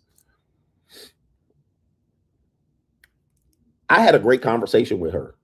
And she was like, oh, yeah, I'm going to give you my WhatsApp and this and that. Great conversation. I asked about her a little bit. She says, oh, I used to work in hotel industry. She's always worked in hotel. I mean, she works in a hotel. So she's worked in hotel industry. So she was telling me that's her experience. Just put 2 and 2 together. So I'm having breakfast and then I come back for lunch and she's talking to several other guys and they eating it up. And she just standing next to him and smiling and talking and sharing. And these old white men are just looking at her like she God. They just in her mouth like this. And she just talking and smiling and this and that and holding her tray. And she eat it up. The bitch can't even get her job done. Because every time she goes to a table, everybody in her mouth. Because she's like the total wife. She's like the total fucking Vietnamese wife. Not the hottie wife with the eyelashes. She's the plain Jane, perfect fucking wife. I think she's like 24, 23. She would be the perfect America. Come to America, have a family ecclesiastically. She's a wonderful bro. She got everybody hooked. I'm watching her like a butterfly. I'm like, this bitch is powerful. And that's an example of you don't have to be beautiful in the face and a hottie or a baddie for men to just be like, I gotta have it. Got to have it. Niggas is probably offering her to go to America and marry her left and fucking right. All right, because she had me for a minute. I was like, damn, this bitch would be the perfect America. Propose to you now? Propose to this bitch in 2 weeks? Yeah, I guarantee you, she been getting fucking fucked in empty hotel rooms. All right, and offered whatever to get it fucked. I'm just letting you know. It ain't no chance she ain't got fucked out here by a couple of foreigners. Working in hotel industry for several years, there ain't no fucking way she ain't took an empty hotel room and got her fucking cheeks throttled. Okay, so anyway, did you get your shots, ass bitch? So that's an example of where dudes think I'm talking about prostitutes. I'm not talking about prostitutes. I'm not talking about sex workers. I'm talking about women that have worked in an arena where having English spoken will lead to them getting opportunities. Any woman that has worked in hospitality knows what I'm talking about. That is a close line to what I'm saying of person that is doing some sort of sex work. It's not classified as her working in a massage parlor, but you know she's getting offers and opportunities and men talking to her, and she's dating and getting messages and phone numbers and niggas going back overseas and she talking to them in Canada. You know what's happening. So that's the type of women you're going to marry over here. That's the type of woman that when you come over here, that's who you're going to marry.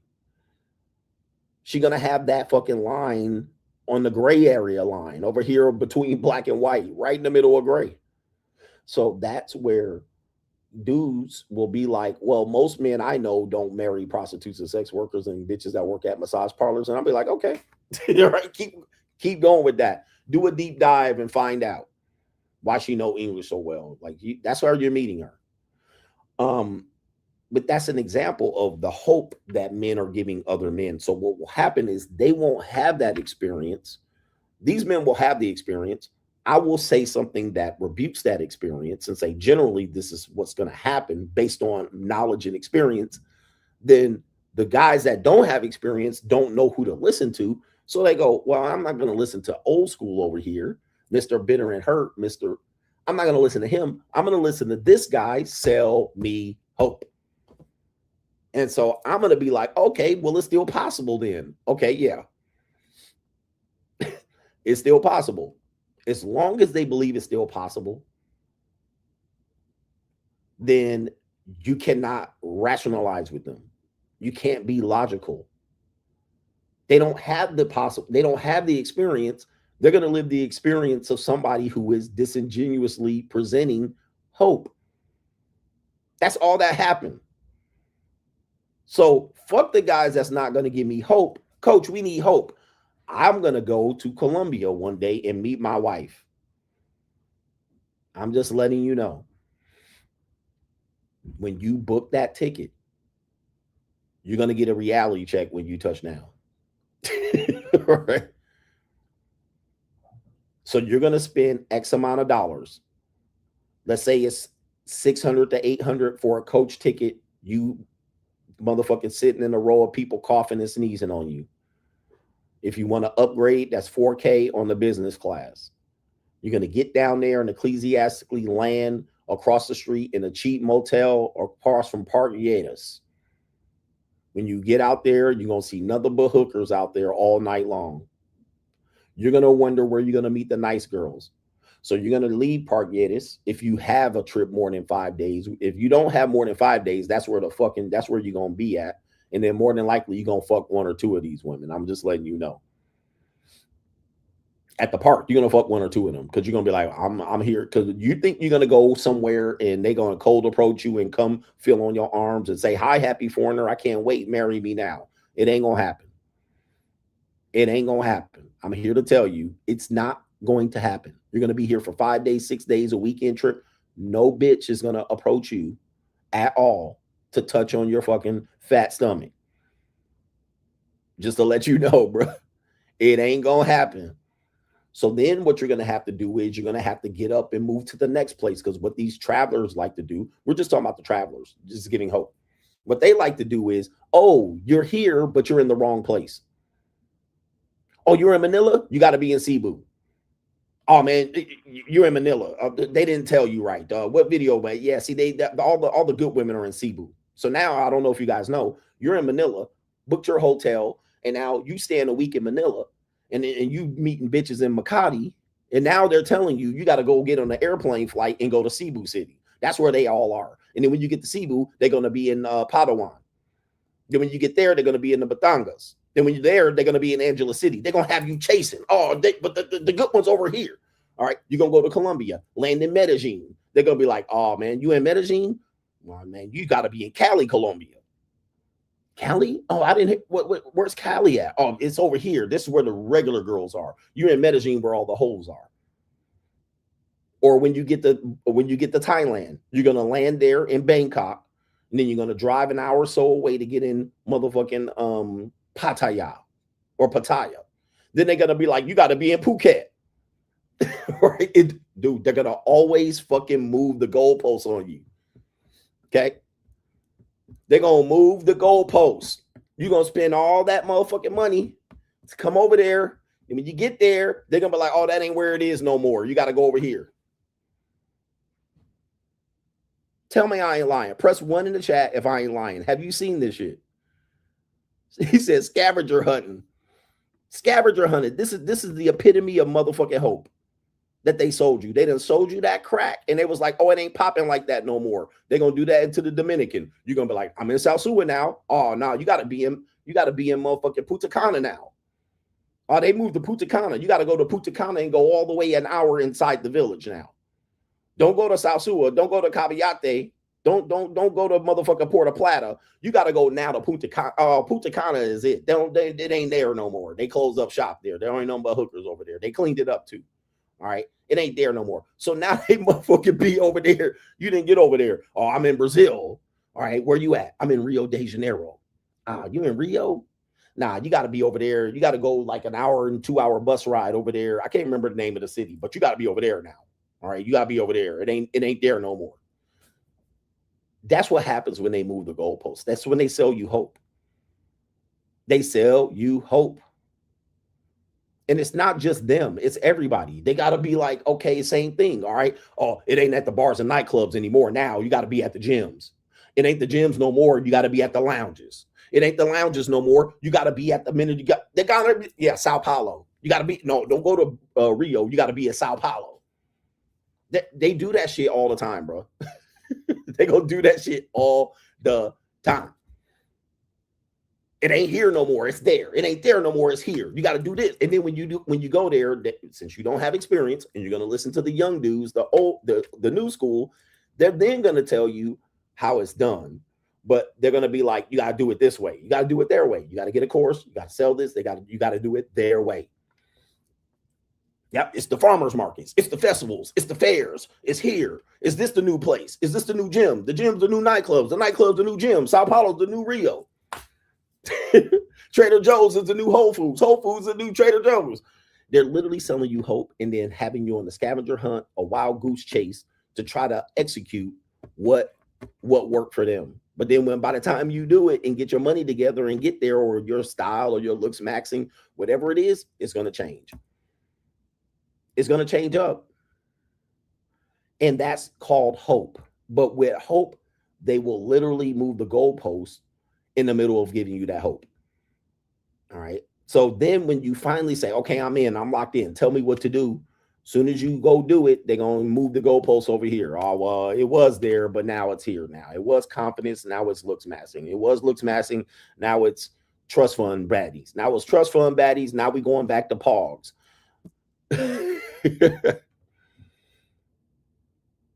Yeah, it was church. Now it's going back to church. So no more church. They're constantly selling men hope, but then they move the goalposts. Now the old school guys have experienced what the new school guys are saying. The new school guys have done something which they think is relevant, which it is, meaning they're doing something that is, I guess, difficult for a majority of men in that age group. So what they're doing is successful to that demographic. Once you move to the old school men are going, that's nothing, bro. The new school guys take exceptions to that. Oh, you old, you ain't getting none, you washed, right? They're going to basically say you old, and this the way you do it, it ain't the way. And the old school guys are going to say, look, young buck, all that chasing ass, all that validation is a waste of time. Because, and they'll give an example. Well, I could have been a millionaire. I got put on child support. I got divorced. All right. The burning desire doesn't last. Like, they're going to give you an example of, well, this not only happened to me. If you look at the statistics, if you look at the experience, this is what's going to happen to you. This is bad. Or you'll have even old school guys tell you, well, back in 20 years ago, I was getting women with burning desire. All right. They'll tell you the exact same thing as the new school, the old school. Yeah, the new school guys. The old school guys will still be on that. It's body game. I was getting women's genuine burning desire. They'll tell you all their wins. I was doing this and I was doing that, and I got this and I got that, and women generally just wanted to fuck me, and I had to, with not a single receipt, no receipt shown. All right, like I said, I guarantee you, if they pull pictures up of these women that they are saying they got, just like I saw my pictures and I saw like, damn, I guarantee you, if they showed these pictures, none of these bitches are nothing to write home about. But they're saying it like, man, I used to walk out and I used to do this, and women used to just always give me that genuine burning desire. Like, what? Now, then I ask, an old school guy will say, well, what do you have to show for it? What do you have to show for it? What did it cost you? Nothing. I didn't have to trick. I didn't have to pay. Women just generally love me because then they'll give a reason why. I was confident. I had the looks. I was that guy. I just had the game. Okay, yeah, man, I've been around all of that shit before. I know what you're saying, bro. I'm not rookie. I've lived. I wasn't on the internet all my life. I was outside. I had a couple of those too, like, what do you have to show for it? Nothing. Niggas doing this, and this is what their apartment looks like now. Nothing to show for it. Most of them got a divorce. Most of them married to a fat old white bitch. Like, most of them got nothing to show for it. No luxury cars, no watch collection. And then this is when they'll say, well, you don't need all that. Well, I agree, nigga. I don't need it, but I got it. Okay. I got it. I don't need it. I agree. You don't need the shit, but at least I got it. All right. But what do you got? So they'll build up that. And what they'll tell you is that then the new school guys will be like, see, that's what it's about. And then you'll have old school niggas with nothing telling you, giving you hope about this one thing, which is burning desire. It's always going to be burning desire. It's always going to lean back to that because, yes, it's powerful. If you're just joining the stream, it's a powerful thing to have burning desire. But most of the time, it's like a flame. It's gone. It comes and goes. Most of these guys that are old school that tell you about what they had, it don't exist anymore. It's non-existent. It's gone. The women that they fucked, it's come and go. Just like the women that I fucked came and went. Right? All of them women are gone. They don't, oh, by the way, they don't fuck other men since me. They didn't give a burning desire, wet dripping punani after me. And they gave it up before me. So I'm a memory to her. She's a memory to me. She's already done fucked plenty of dudes before me and married and divorced other niggas. Like, it's gone. Now you have the old school dudes that will go to the younger guys and say something like, well, if you would put that attention into X, Y, and Z, you would actually be rich. You would actually have a successful career. Because most of the old school guys that sound like the new school guys, most of them dudes, you will see them sitting, their literal profile picture will be them sitting in a car with a big ass triple fat goose jacket, a Scully or a motherfucking a beanie, sitting there with a beard dye from Just for Men, talking about how they never tricked, paid for pussy, and used to get women to fuck them. A Yankee fitted big bomber jacket, sitting in the car, sitting in the old fucking car with the goddamn top shit falling down. Like that's what they look like. I'm like, nigga, you look like a nigga that will sit back and talk about your glory days of how you fucked a whole bunch of women and never paid. Like this is not impressive. But most of the time, men don't do the due diligence and click on the actual profile picture. Because when I see niggas talking that shit, I'm going to actually click the picture. Let me see who this is. You see me do this live. Okay, let me see who this nigga talking this shit is. Click on the picture. Oh, look at this nigga. Ghetto superstar. That is what you are. Show me these bitches that you was out here not tricking on. Please. Because I see what you working with now, and I can just imagine the Tata and Alicia's you was banging. Okay.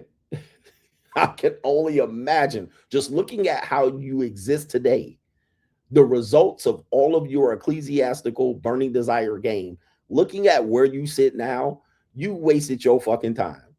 And I guarantee you, bro, you literally have probably got 2 baby mamas and behind on child support. Like, I'm telling you, this is a high chance that this is true. Just on the picture I clicked, I'm seeing this shit. You wear baseball caps to Roost Chris, nigga. I know what type of nigga you are. There's no way. But again, nobody does that due diligence. They just say, well, he says it's possible. And he says I could do this. And he says I've never paid. And he says he's never tricked. And he says he banged baddies. He said he's still banging hotties. I'm like, all right, he just sees the comment. Click, hope. But the old school guys will then go down a little bit further and take it deeper and say, well, this caused this, or it caused the child support, it caused the split. Baby mama tripped off on me. She tripped on me. Like it became a problem chasing women. If I would have focused on myself, actually would be in a better position. Or I actually stopped fucking around with a whole bunch of women, met one woman, and it changed my life. Now I can focus on my other things with this one woman. Okay, and this woman played whatever part. So then the old school guys will actually try to break it down and say, well, you need to look at the overall overarching results of chasing women, of casual sex, of having children out of wedlocks. Once you start having these conversations, they go way above their head. It's too far above their fucking pay grade. Now you're arguing with imbeciles because they're going to say none of that matters. I'm like, that don't matter. Don't worry about all that. They don't want to have that conversation because it gets to now, it starts making people look at their results, what their reality is. And they don't want to have that conversation. That's where the new school people don't want to have that conversation. They don't even see that part of their life. Like a new school person doesn't see 35 at 25. He doesn't see it. He has no clue. He doesn't even imagine he's not going to have enough sex in his life. There's a content creator that emailed another content creator before he became famous saying that he only had a body count of 20 and he wanted to get it up to 50, and he wanted some strategies from that content creator on how to get his body count up. That was what was important to him. Okay. But not where you're going to be at 35, where you're going to be at 40. It was just fucking. How can I get women to fuck me? That's where new school guys are, and that's where they're vulnerable. So they don't see 35, 40, 45, 50. They just hope they're not going to be a loser at 35, 40, 45, 50. Time will tell you, most people are going to be losers by this point.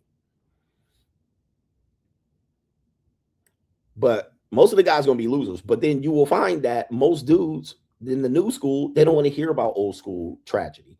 They don't want to hear about how women cause them pain and strife. They just want to get their dick buried. Okay? They want to get their dick buried in some wet pussy. And I understand that. The minute you take that off the table, men don't know what to do. All right? What do you mean? What do you mean, coach? I need to focus on something else. Focus on myself. I need to focus on these women and how they see me and why they don't see me in a certain light. Somebody said today, most women, even when you travel overseas, they're not paying attention to you. When you're young, you take it personal.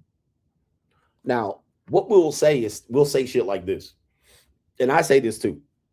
When you go to Southeast Asia or Asia in general, you're going to say white men have better chances with Asian women. Now, if you see them together in a couple, you will see that that is generally true. Then you will have some ignoramus say, no, they love black men too. Okay, show me. All right, now I see Asian women with black men. I see it. But you're going to probably see them more with white men. Okay, when you get on a dating app, they're probably going to, we know what the reality is, not the exception. Black men and Asian women are the exception, but it happens. It happens. It happens to me all the time. But let me tell you, when you see couples and you see the good-looking Asian women, they're going to be with white boys. That's the truth. Most black niggas with Asian women, they're going to be slump busters or ghetto bitches or some shit like that. You're not getting the top of the top. You're getting the top of what you think is the top. You're not getting the top of the market. But if you stop and do this, you stop and take a wide perspective. Most Asian women in these areas are with Asian men. That's number one.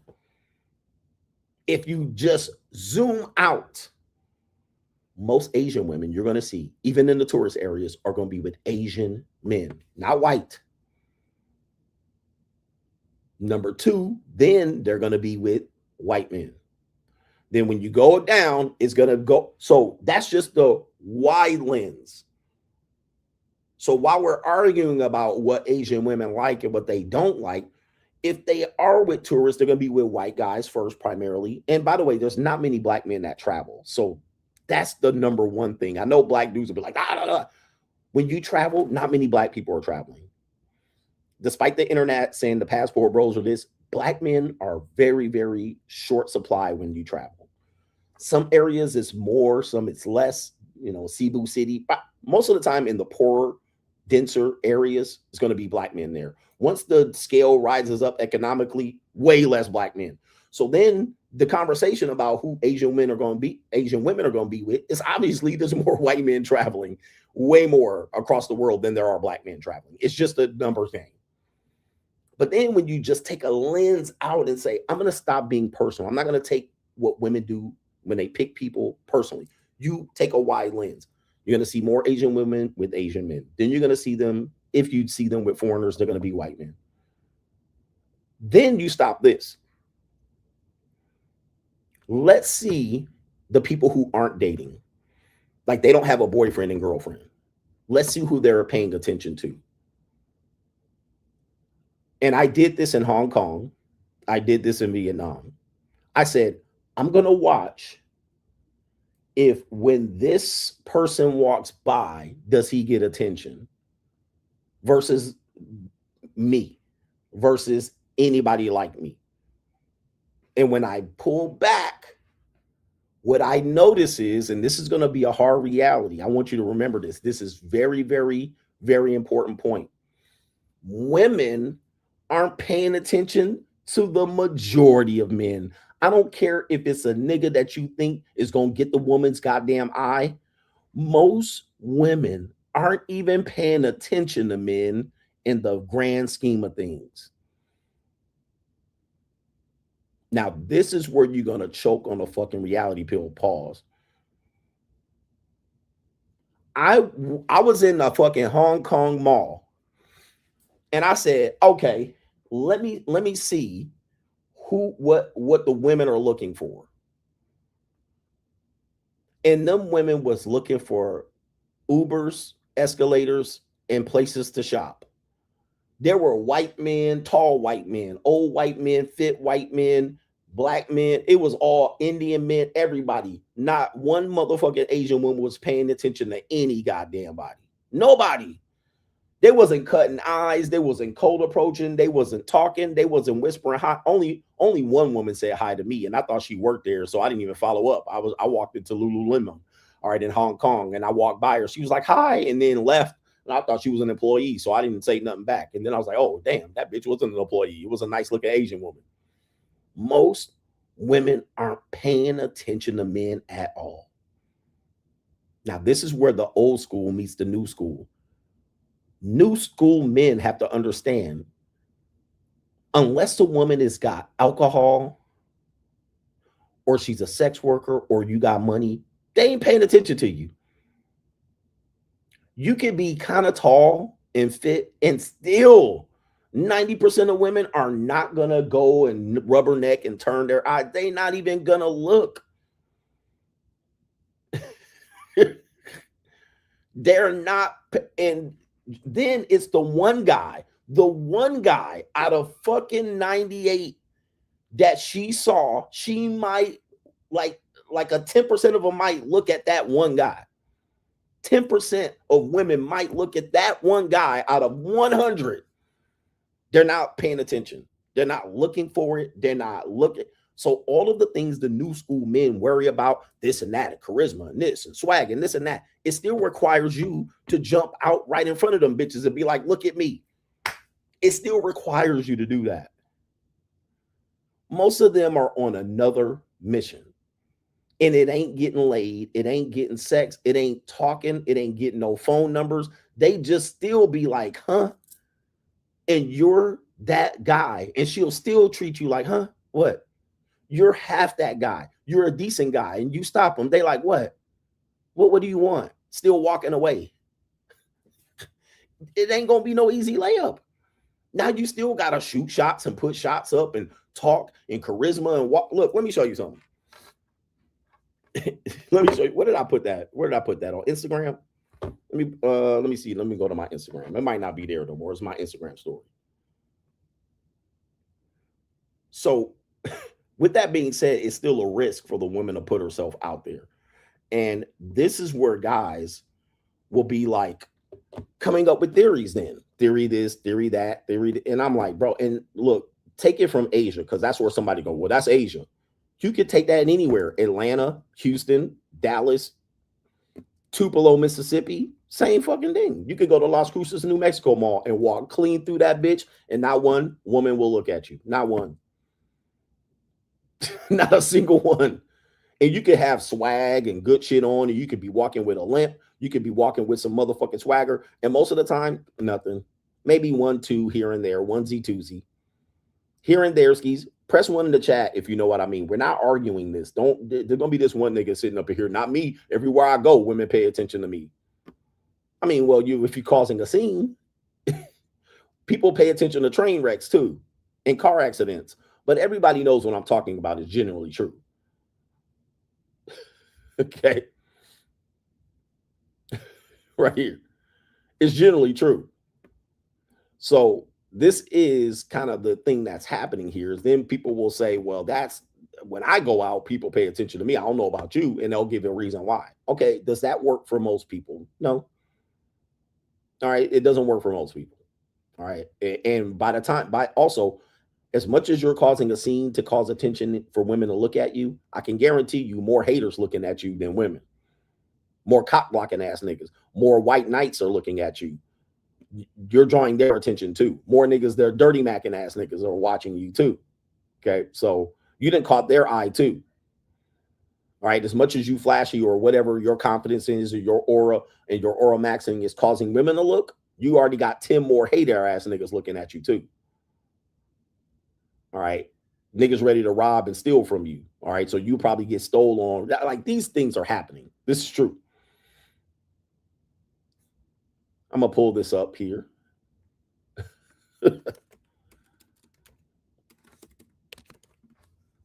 Let's see if I have it still on my story.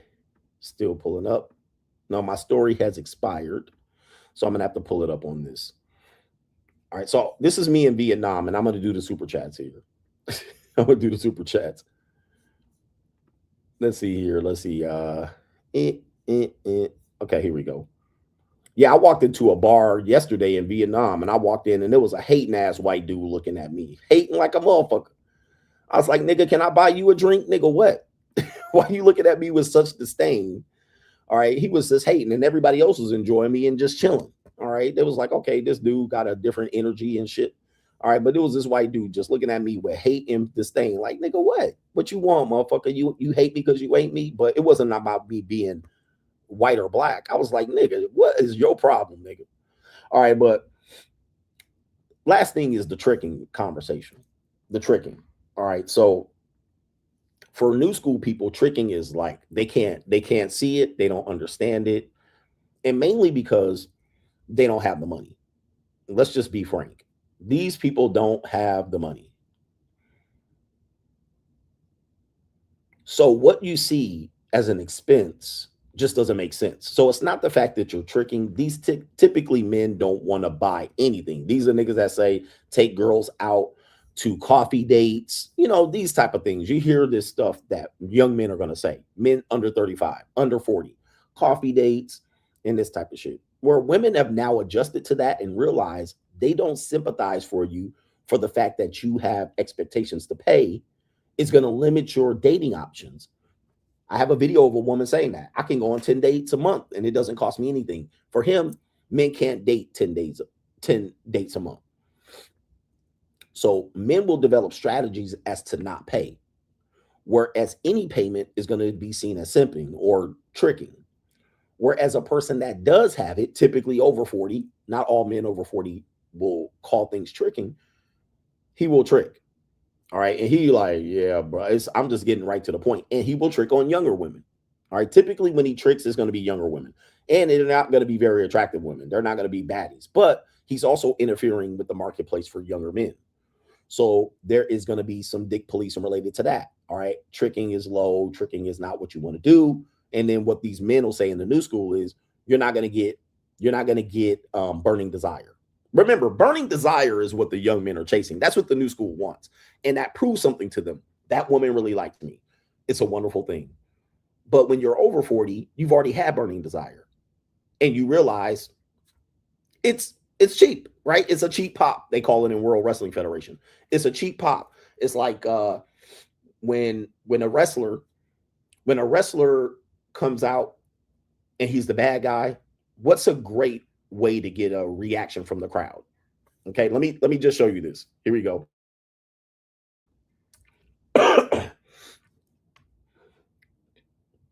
And I do this as well. I've used this tactic.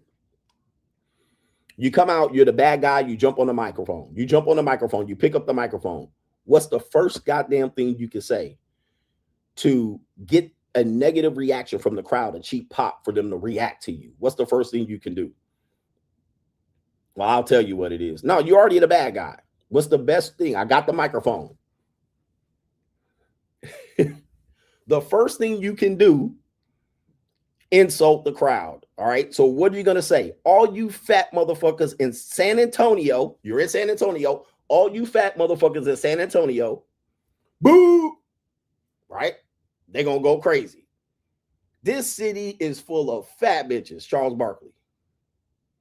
You fat, out of shape, beer belly, Kansas City sweat hogs. That's the first thing you're going to do, and the crowd going to go crazy. Oh, you ain't talking about my city.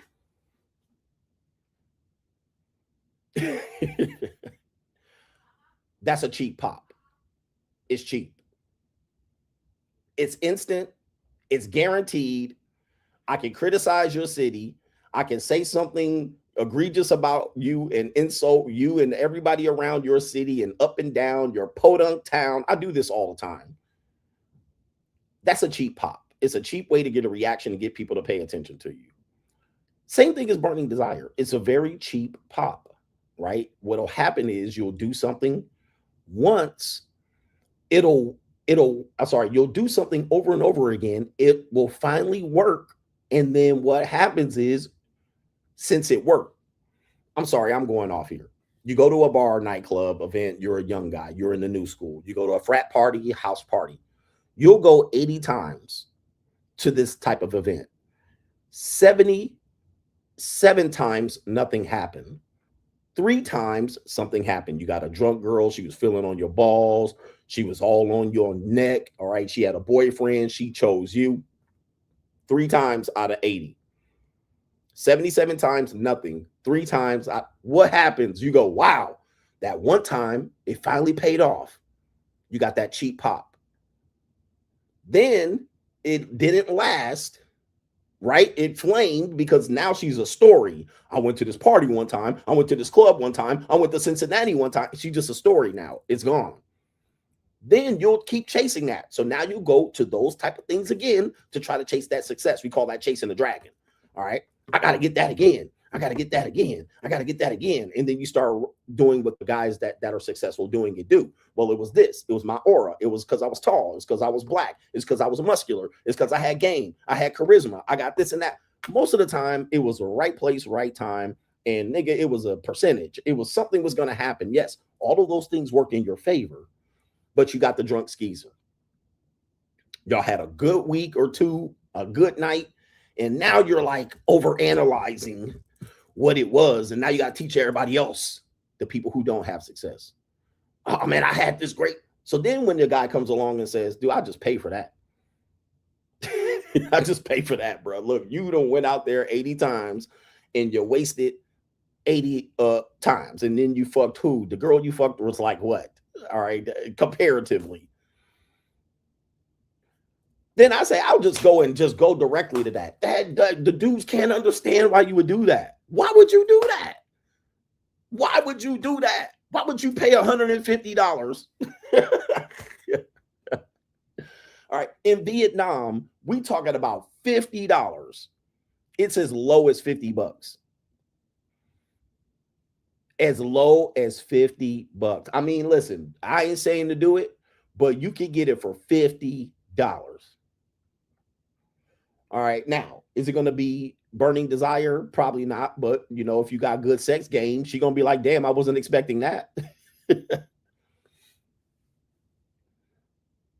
And she might say, huh, I've had sometimes where they be like, huh, maybe we can make something out of this. Maybe we can. They start thinking about it. They go like, well, I thought it was going to be this. And actually it was that. And why did you have to pay? You didn't have to pay. Oh, yeah, I prefer this. Okay. All right. Because look, I paid. You showed up. I knocked the Mario coins out of you. Whereas if I didn't, I would have had to go through all the rigmarole to try to impress you and get in a line. I did this. I put something on the line. You came. I knocked the Mario coins out of you. It was easy. And now you're leaving. I got what I wanted. Whereas dudes will be like, you had to, because the new school approach is you had to do it that way. No, dude, that was the easiest. It's the best single way to do it. As long as you don't go broke doing it. It was crazy. So what the new school dudes will do is say, well, you have to. And the reason you can't have to is because you can't get women to burning desire you generally. And it's like, that's not true. I actually can prove that I have it. And then when I prove that I have it, because I'll put up receipts. What they eventually go was, oh, you had to pay her too. No, I didn't. Like, I just showed you. Let me see if I can pull up another picture. All right. I've had the burning desire. I was at the Apple Dapple farm. I was at the, I had it. I don't have to. There's an example. But then when I look at what I went through with that, I'm not going through that no more. So that becomes a hard conversation. Then they'll say something like, well, I wouldn't do it. You can't do it because you don't have the money.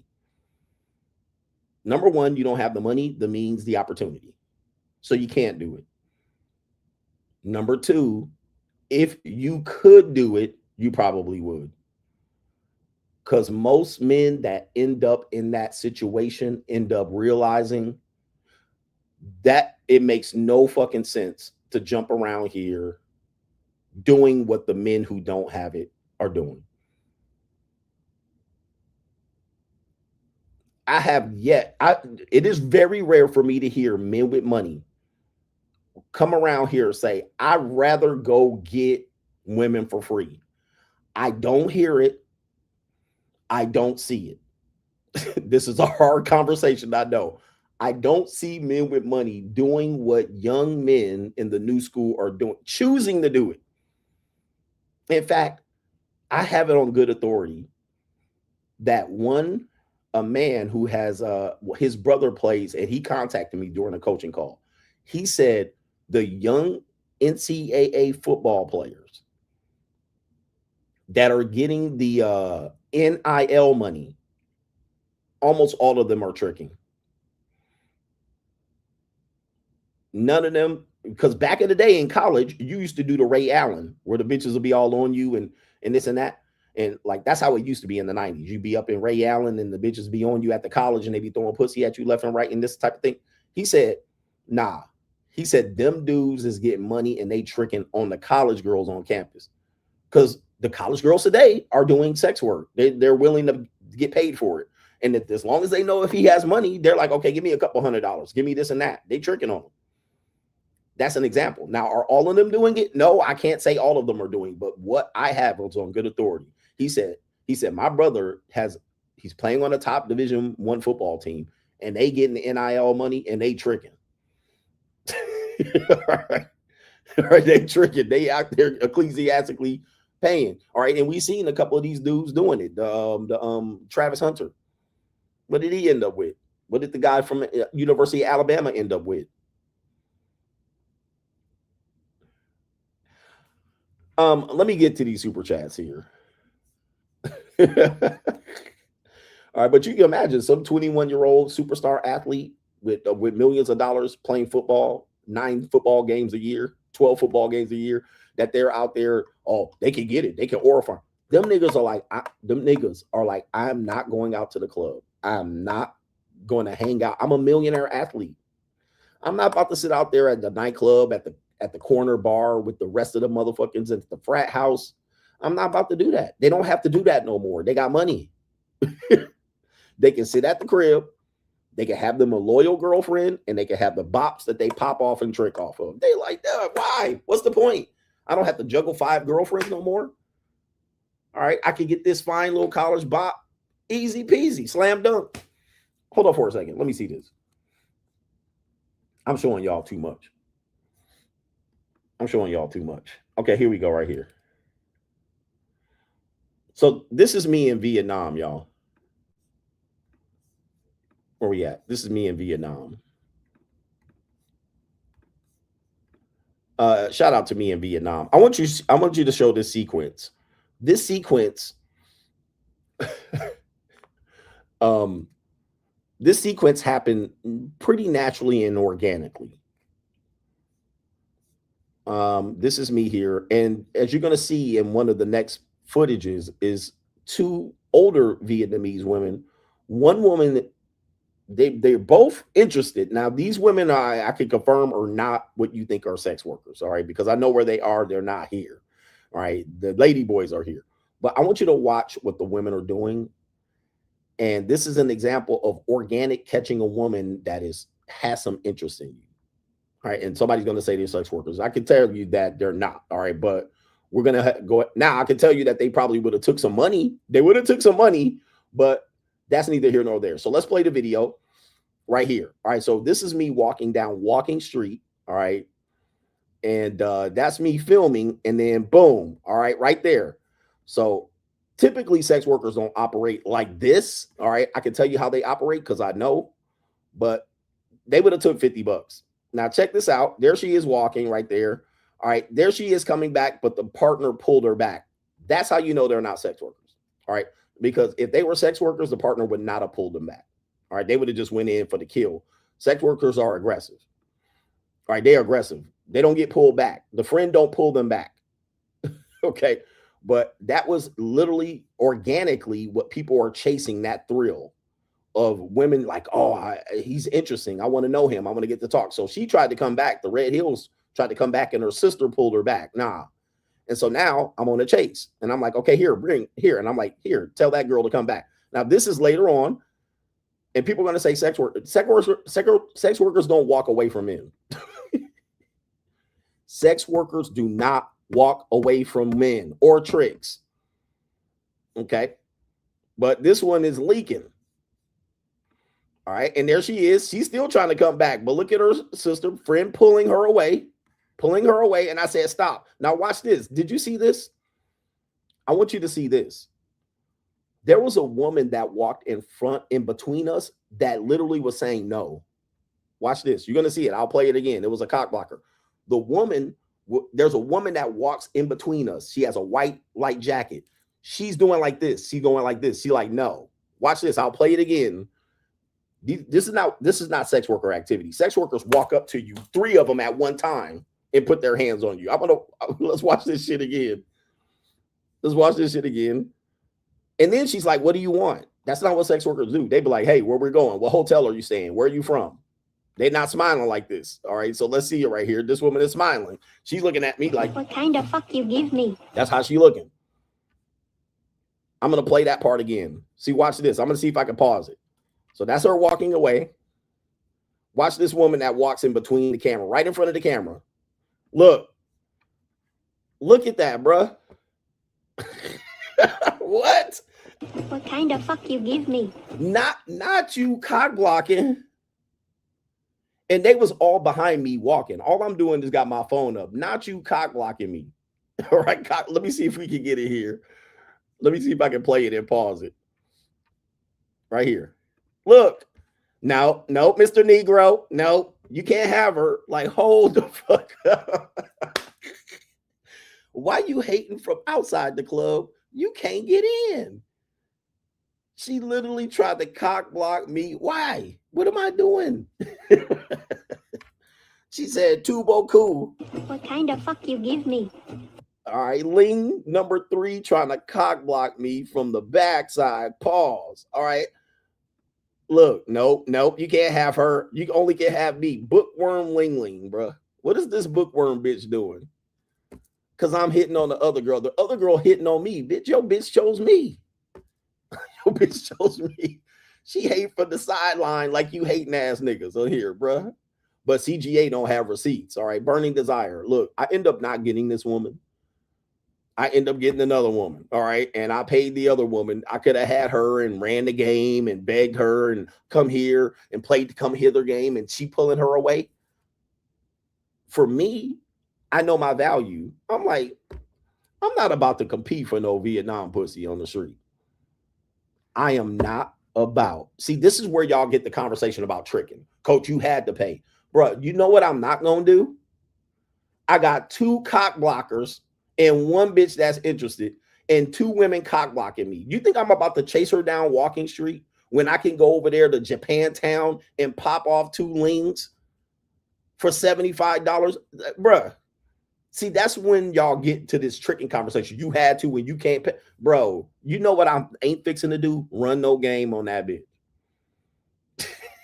I ain't about to beg her and try to get her here and let me get your WhatsApp and let me meet you here. And now she got her sister pulling her away and the cock blocking Ling in the way. Man, I'm about to.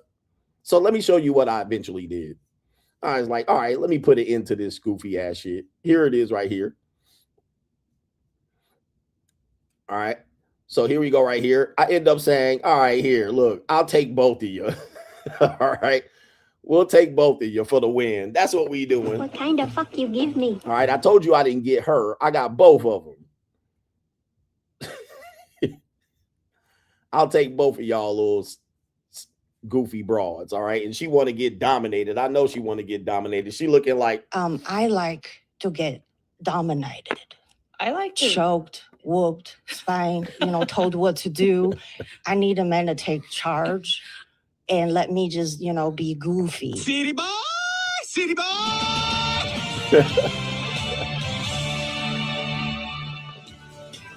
I like to get dominated. I like to. Choked, whooped, spanked, told what to do. I need a man to take charge and let me just, be goofy. All right, quick crazy story, and I'll do the super chats and get up out of here. Last night, I was working on, I had an ATM problem. And if you're ever in these areas, ATM problems happen a lot. Right. So I was trying to get my hand on $50. That's a long story. So I got that story for locals. And so in the middle of that, I'm going back and forth in the hotel, up the hotel elevator and this type of shit. And this 2 older couples come in and they're white. And I think they're American or they're some European. They had an accent. And as I'm going back upstairs, the girl I'm working on is waiting on me downstairs. I'm like, oh, I got to go back up and get my other ATM card. So I go upstairs and I'm trying to hurry up. And these 2 older white couples come in and they're drunk. They're drinking. Their wives are dressed pretty nice. They're like, older white women, probably my age. And the white dudes are drunk, whatever. So anyway, they see me going up the elevator and they kind of, oh, let me get in. And then they get in the elevator and then they pressing the lower floors. I'm like, oh, nigga. They get in laughing and sniggling. And, hey, where you from? Talking to shit. Now, to me, I know that these couples are swingers. I know what goes on because when white people go on vacation, they go crazy. So I already know that they're swingers. I can get a good grasp, but they're up to some shit. And you could tell because their night was long. It was like 2 a.m. type shit. So they see where I'm at and they're like, oh, you're in the penthouse because I'm at the top, one of the top floors. And they're like, oh, you're at the penthouse. And then I was like, yeah, I'm at the penthouse. And they were like, I bet you have fun in the penthouse. And that's when I knew. I was like, oh, shit. So right when that conversation is going, one couple gets off the elevator at the 3rd floor. And they're like, all right, bye. Bye, Tom. Bye, Susie. And then they get off the floor. So I'm going up the elevator and the other group is at floor 7. And so they're talking. And then as they're getting off the elevator, they're talking about having fun and going to get drinks and shit. And there was like, we want to go up to your room in the penthouse. And I was like, there was like, do you want us to come to your room? This is when they're getting off the elevator. They're like, you want us to come to your room? Are you inviting us? He was like, I'm trying to read between the lines. Are you what? And I was like, I kind of got something set up right now. I was like, I got a girl downstairs. But this is where you get the whole, did you have to pay or not? Because I could have just left the girl downstairs and not showed up and then just went with the swinger ass niggas. But they was like, do you want to, can we come to the penthouse? It's 2 a.m. And I was like, what? And the wife, I started looking at the wife and she was like, she didn't object. She was like, let's go. I'm ready to get digged down, like type shit. And I was like, oh, Lord Jesus. So I was like, I'm trying to fuck this young little Vietnamese woman. And then these 2 white people, and he was eager beaver. He was like, let's go. He was like, let's go. We going to your penthouse? I was like, next time, G. And he was like, oh, okay. And then I looked over at the wife and she was like, she kind of had that disappointing look like, damn. But I was like, I ain't about to have you watch me fuck your wife, nigga. Yeah, he was like, I'm keen to go type shit. I was like, nah, nigga. They trying to have a Diddy party, nigga, to try to play in my shit. Nah, nigga, nah. Let me go get that. There's a 21-year-old Ling standing downstairs. But he was ready to go. I was like, yo, this crazy, man. It's great, but that's the type of shit that be happening. That's type of shit that be happening. I was like, Lord Jesus, help me. All right, nah, nigga, I ain't about to watch. You ain't about to watch me fuck your wife and blow her back out. But the wife was ready to go. But again, like I said, these are they were both in their like late 40s, early 50s. That's the type of shit. Well, coach, I would have went, and that would have been an easy slam dunk, and you didn't have to spend the $50 on the lean. I'd rather take the 50. All right, I'd rather go with the lean. All right, easy business. I don't got no crazy ass dude watching me drill his wife, you know, and he asking, can I touch? You don't mind if I? Nah, bro.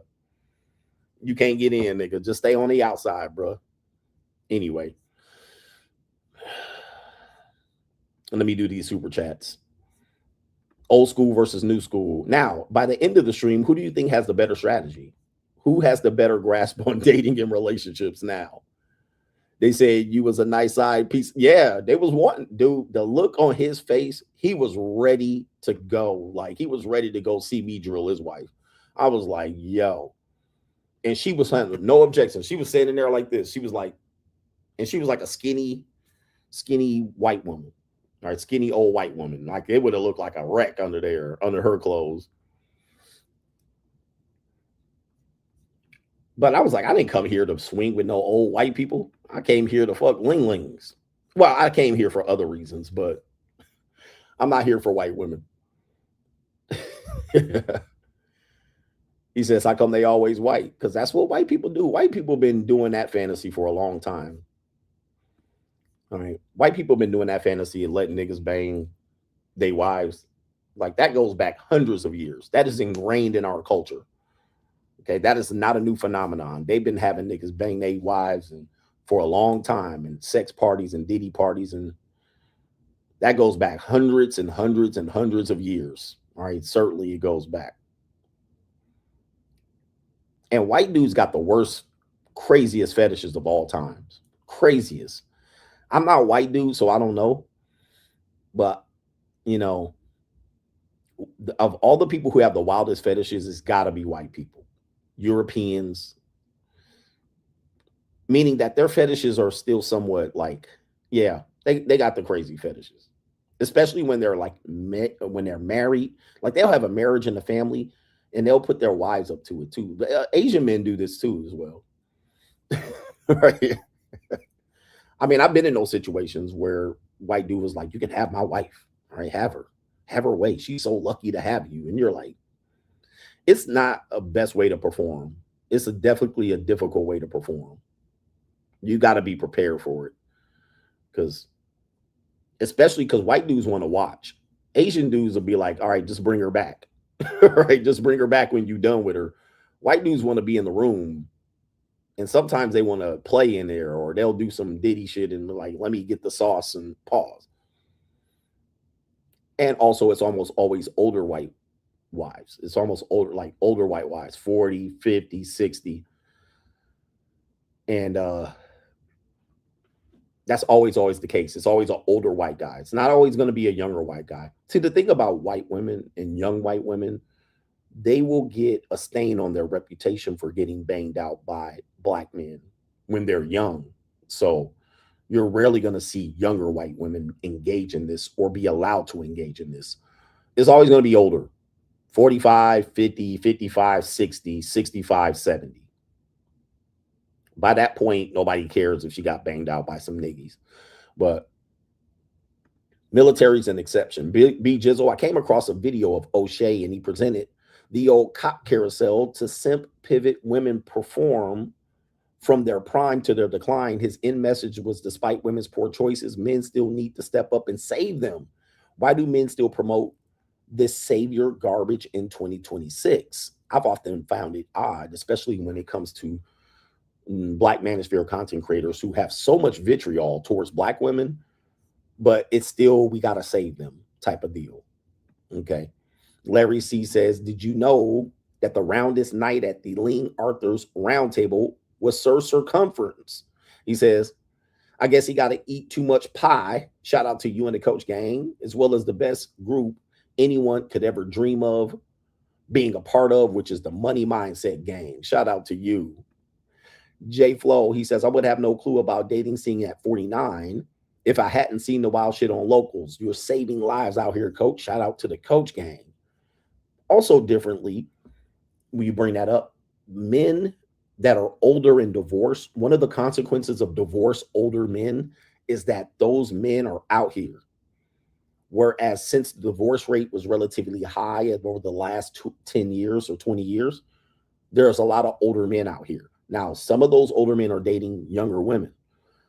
And as a result, then it's kind of skewing the marketplace. Now you have women competitively saying that they're going to date younger men. Go for it. Right? I have no problems with it. I'm not competing. Go date and get banged out by them young niggas if you want. All right. They try to throw that in my face. Well, we're going to date a younger man. Go get him. All right. Because I don't want you. So go get him. If you're 35, 40, and 45 and you want to date younger niggas, go for it. I know it's not going to give you what you want. It's going to be a temporary thrill. It's going to be a cheap pop. Most of these relationships are going to go up in flames. And then you're going to be back looking in my face. You're going to be back looking in my face. I got a lot of women my age that will be looking in my motherfucking face. You know, yeah, I fucked some young dudes and I did this and I did that and I had that and I was married and I was divorced and I had kids and I had it. Yeah, but there's something about a stable man. I know it. They going to be back looking in my motherfucking face again. All that is to try to get you triggered and whatnot. All they going to get is banged and ran through like they got banged and ran through 10 years before. All they doing is extending out getting banged. All right. And then they going to be looking at my face at 45, 50, 55, and 60. Don't you want something platonic? Like, I got a whole show coming up about this. ASAP Hanswell says the vacation streaming. Shout out to you, CGA. It's in the building. The vacation streaming CGA salute. Shout out to ASAP Hanswell. We got Snap Tech Fix, Coach on a Saturday night. The real main of it, he says, saving men from disappointment. LOL, it's cold out here. Free agent lifestyle for life. Yeah. The exception to the rule. Younger men argue exception to the rule. That's basically what they're arguing. This is why they don't have a grasp on dating. What they're going to say is exception to the rule. All right, this is the rule. I'm the exception. Right? And how do you become the exception to the rule? Okay.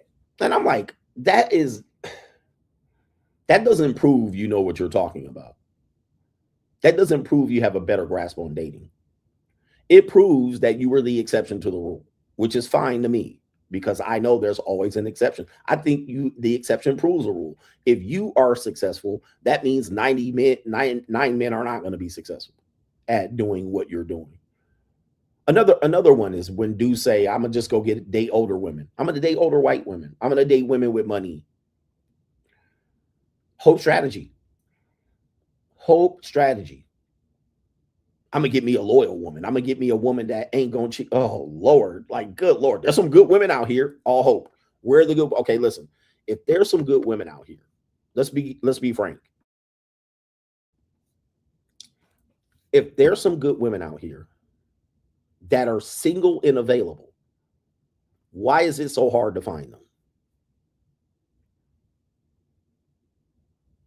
Please answer this. It ain't like women can hide anymore. In the 1990s, women can hide.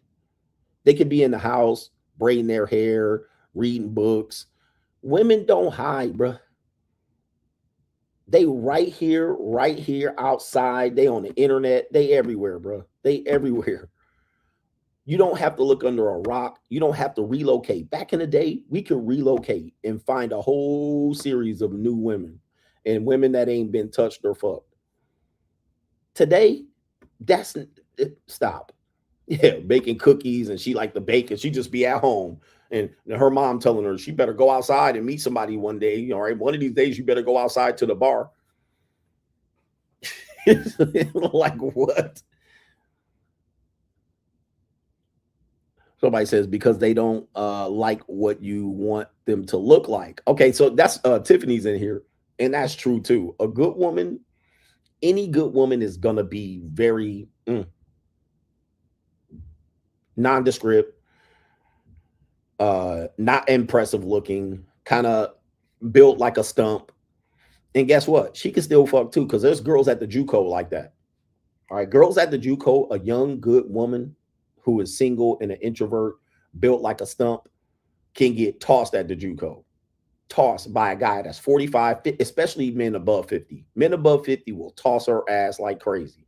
Knock the shit out of her, the Mario coins out of her. Dora the Explorer looking bitch. He'll take her and knock the Mario coins out of her, trick on her and treat on her. And there, some of them young women going, and y'all don't even have a clue, nigga. Y'all don't even have a clue. You'd be like, her? She going? She going. Merc girl. Dudes think people are tricking on baddies.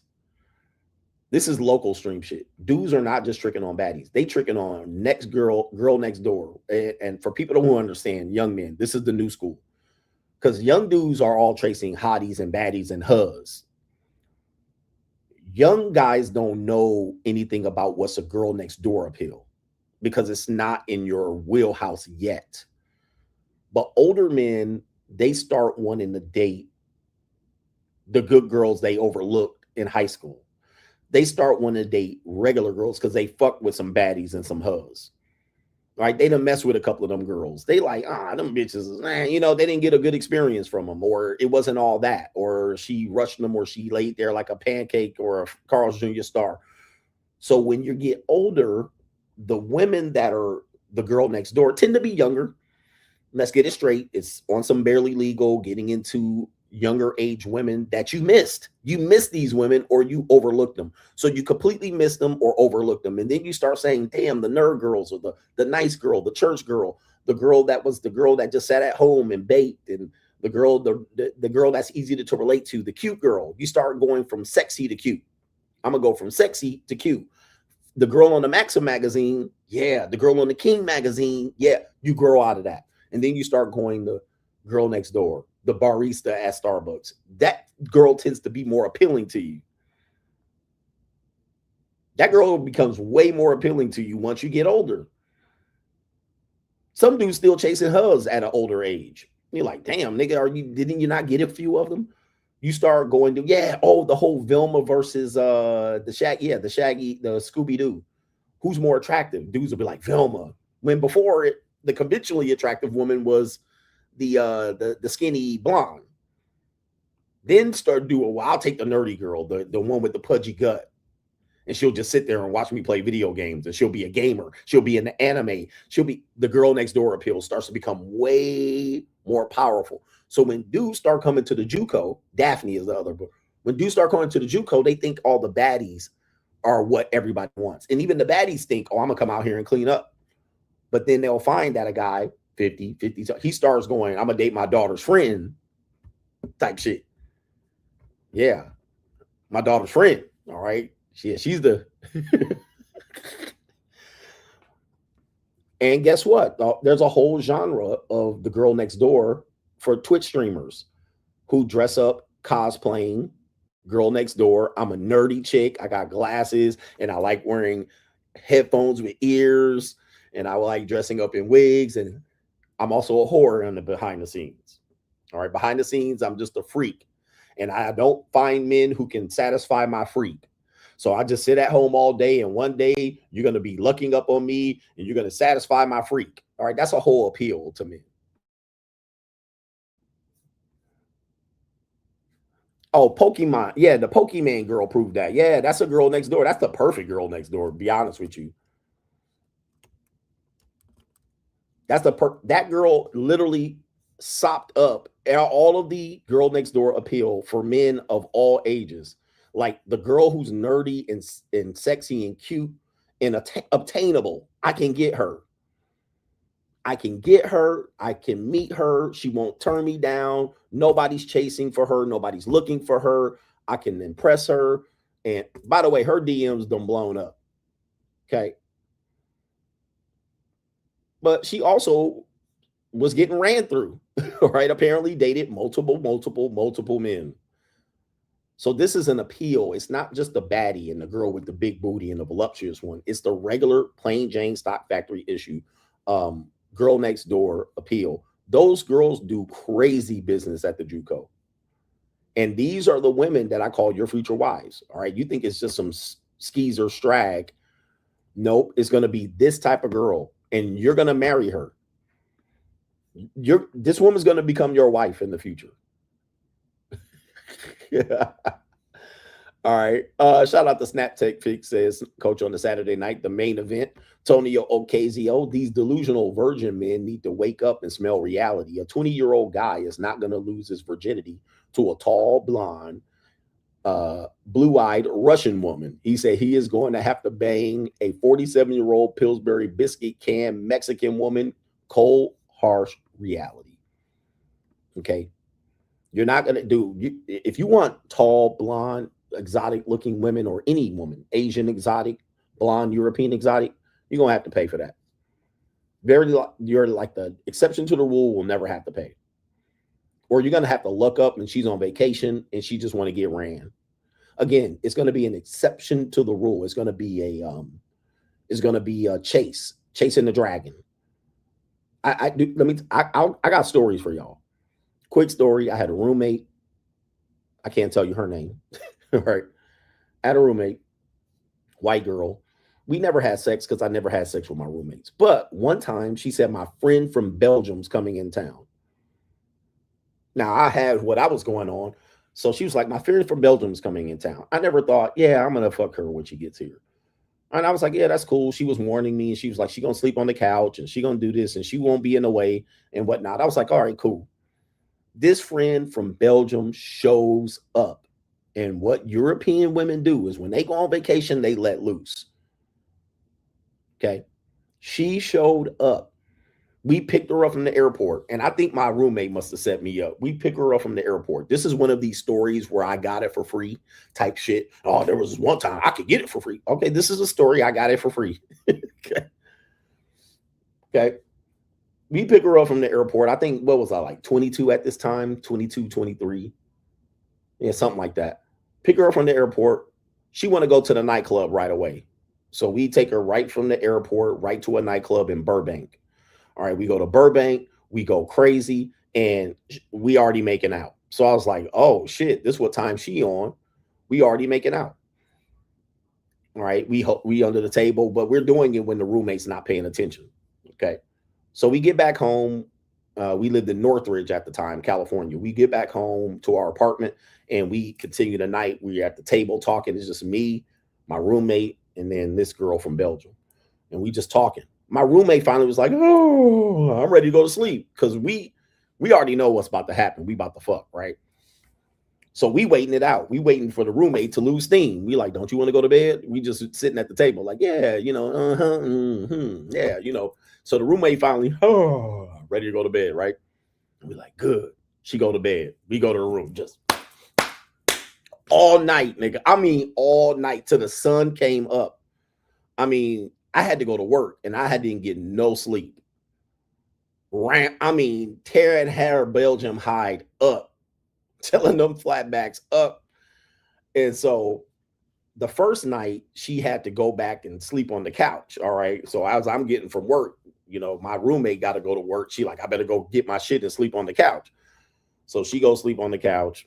Second night, same thing. I mean, the whole week, nigga, just tearing that hide up. What the point of the story is, European women are freaks. If you want to get to the top of the European women if you want to do the chase the dragon, chase the one-off opportunity that you're going to hook up, but you got to put yourself in 90 opportunities to hook up with one, don't waste your time. Take some money. European women like money. Okay. You're going to get right to it. But you're going to wait to the one-off where she traveling and first of all, she traveling, you got to be there where she traveling. Like I was lucky. My roommate, that was her friend from Belgium. That was the one-off. Complete luck. Had nothing to do with my charisma or skill. This woman was fucking horny when jumping off the plane. And what better? A nigga that's right there in the house. Like, it's a black guy. She on vacation. Couldn't get no better than timing. All right. And I was decent looking. She was going to fuck me if I was not decent looking. So that was a complete one-off. I could not duplicate that scenario today. I couldn't duplicate that. Like, I would go, all right, I know European women are freaks. They're easy when they're on vacation. How can I get to duplicate that experience today? I cannot duplicate that. Which means in effect, the other way I can get to it easy, all right, is to not wait for that one-off, that exception to the rule, that one scenario, that one time I went to the club. I can literally manufacture that right now, easily. In Vienna, Austria, easy. As opposed to going out trying to manufacture that one-off, chasing that dragon. All right. And what dudes will do is say, well, I did it one time and I had this and I walked up to this woman and she did this and I folded her up like a cheap suit. Okay. How many other times did you go out and nothing happened? But you tried to create that scenario. You look for that scenario. You work for that scenario. You put yourself in a position to get that scenario. How many times has that happened successfully? Versus how many times you went out to pursue it? You chased that dragon. I can guarantee you it's a small percentage. Some people will say it's 70%, 60, 50, 40, whatever it is. It's still, you literally had to recreate that scenario. It doesn't happen often. But if I tell men that it happens often, then they'll pursue that route. Okay, I'll just do that. It costs me nothing. I can get right to it. All right. I mean, it'll happen if I just keep putting myself in that position. It's not. You're going to waste a lot of fucking time. Tragedy. Just off the experience of one other person. I went to Thailand and I didn't have to pay for pussy. Okay. You went to Pattaya. You went to Pattaya, Thailand. And you fucked somebody and didn't have to pay. What, in Club 808? Please show me a picture of this woman. Please show me a picture of this woman. I know you have one on your phone. My DMs are open. You can see me a DM at any time, bro. To prove I want to see a picture of this motherfucker. I got to see this shit.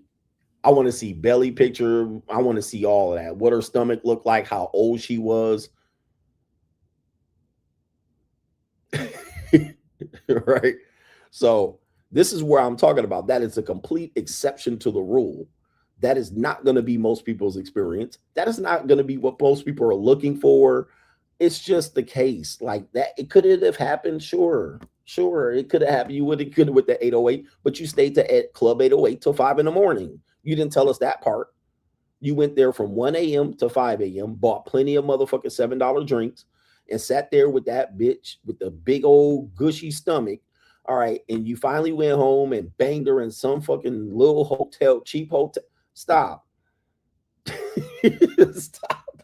That shit is a complete exception to the rule. Could it have happened? Yes. But, bro, let me just see a picture of her. And then let me show you who I was banging when I was in Pattaya.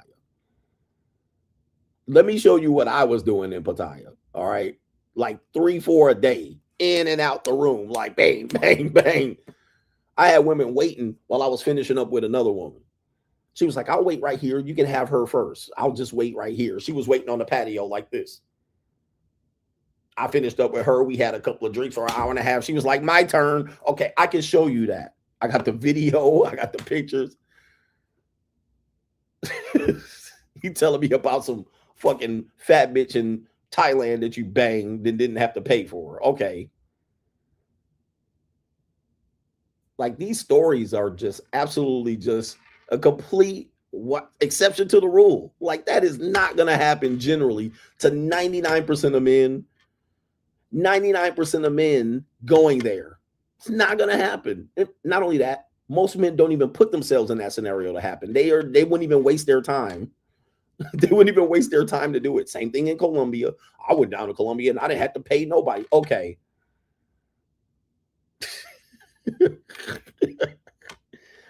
And then what did you have to do? I got plenty of phone numbers when I went down there. Bro, I got phone numbers too walking down in the mall in Medellin. Like, they're painting a story that's complete bullshit. It's a complete one-off. All right. I didn't have to pay no girls. I went down there and I walked in the mall and I was cold approaching them and I was getting their number. So what? Did you bang them? No. You didn't do nothing but get phone numbers in Colombia. Like, I'm telling you, they're literally painting the exception to the rule to prove you wrong. And it's complete way off exception. That's the new school way. I don't get it. All right. Shout out to our brother Tonio Ocasio with the blonde hair, blue eyes woman there. Drew says, did the old white hating ass dude say anything to you or just mean mug you? Anyway, thanks for the stream. No, he didn't say shit. All right. Because I came in like this. I came in and I was like, I'm here. All right. That's how I arrived in the bar. And he was like, but what I did was I started talking to their friends and I won the friends over. And so now when he went down there, I won their ass over. Now when he started going there and hating on me when he was leaving, his motherfucking ass was out there. And he was with a girl. He was with his girlfriend. And one thing that you don't understand, and I would never bring my wife or girlfriend to this motherfucking Vietnam. Bro, who is this? All right.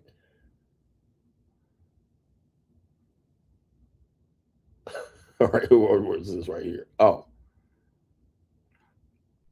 Somebody messaging me right now from Vietnam. I don't even know who the fuck this is.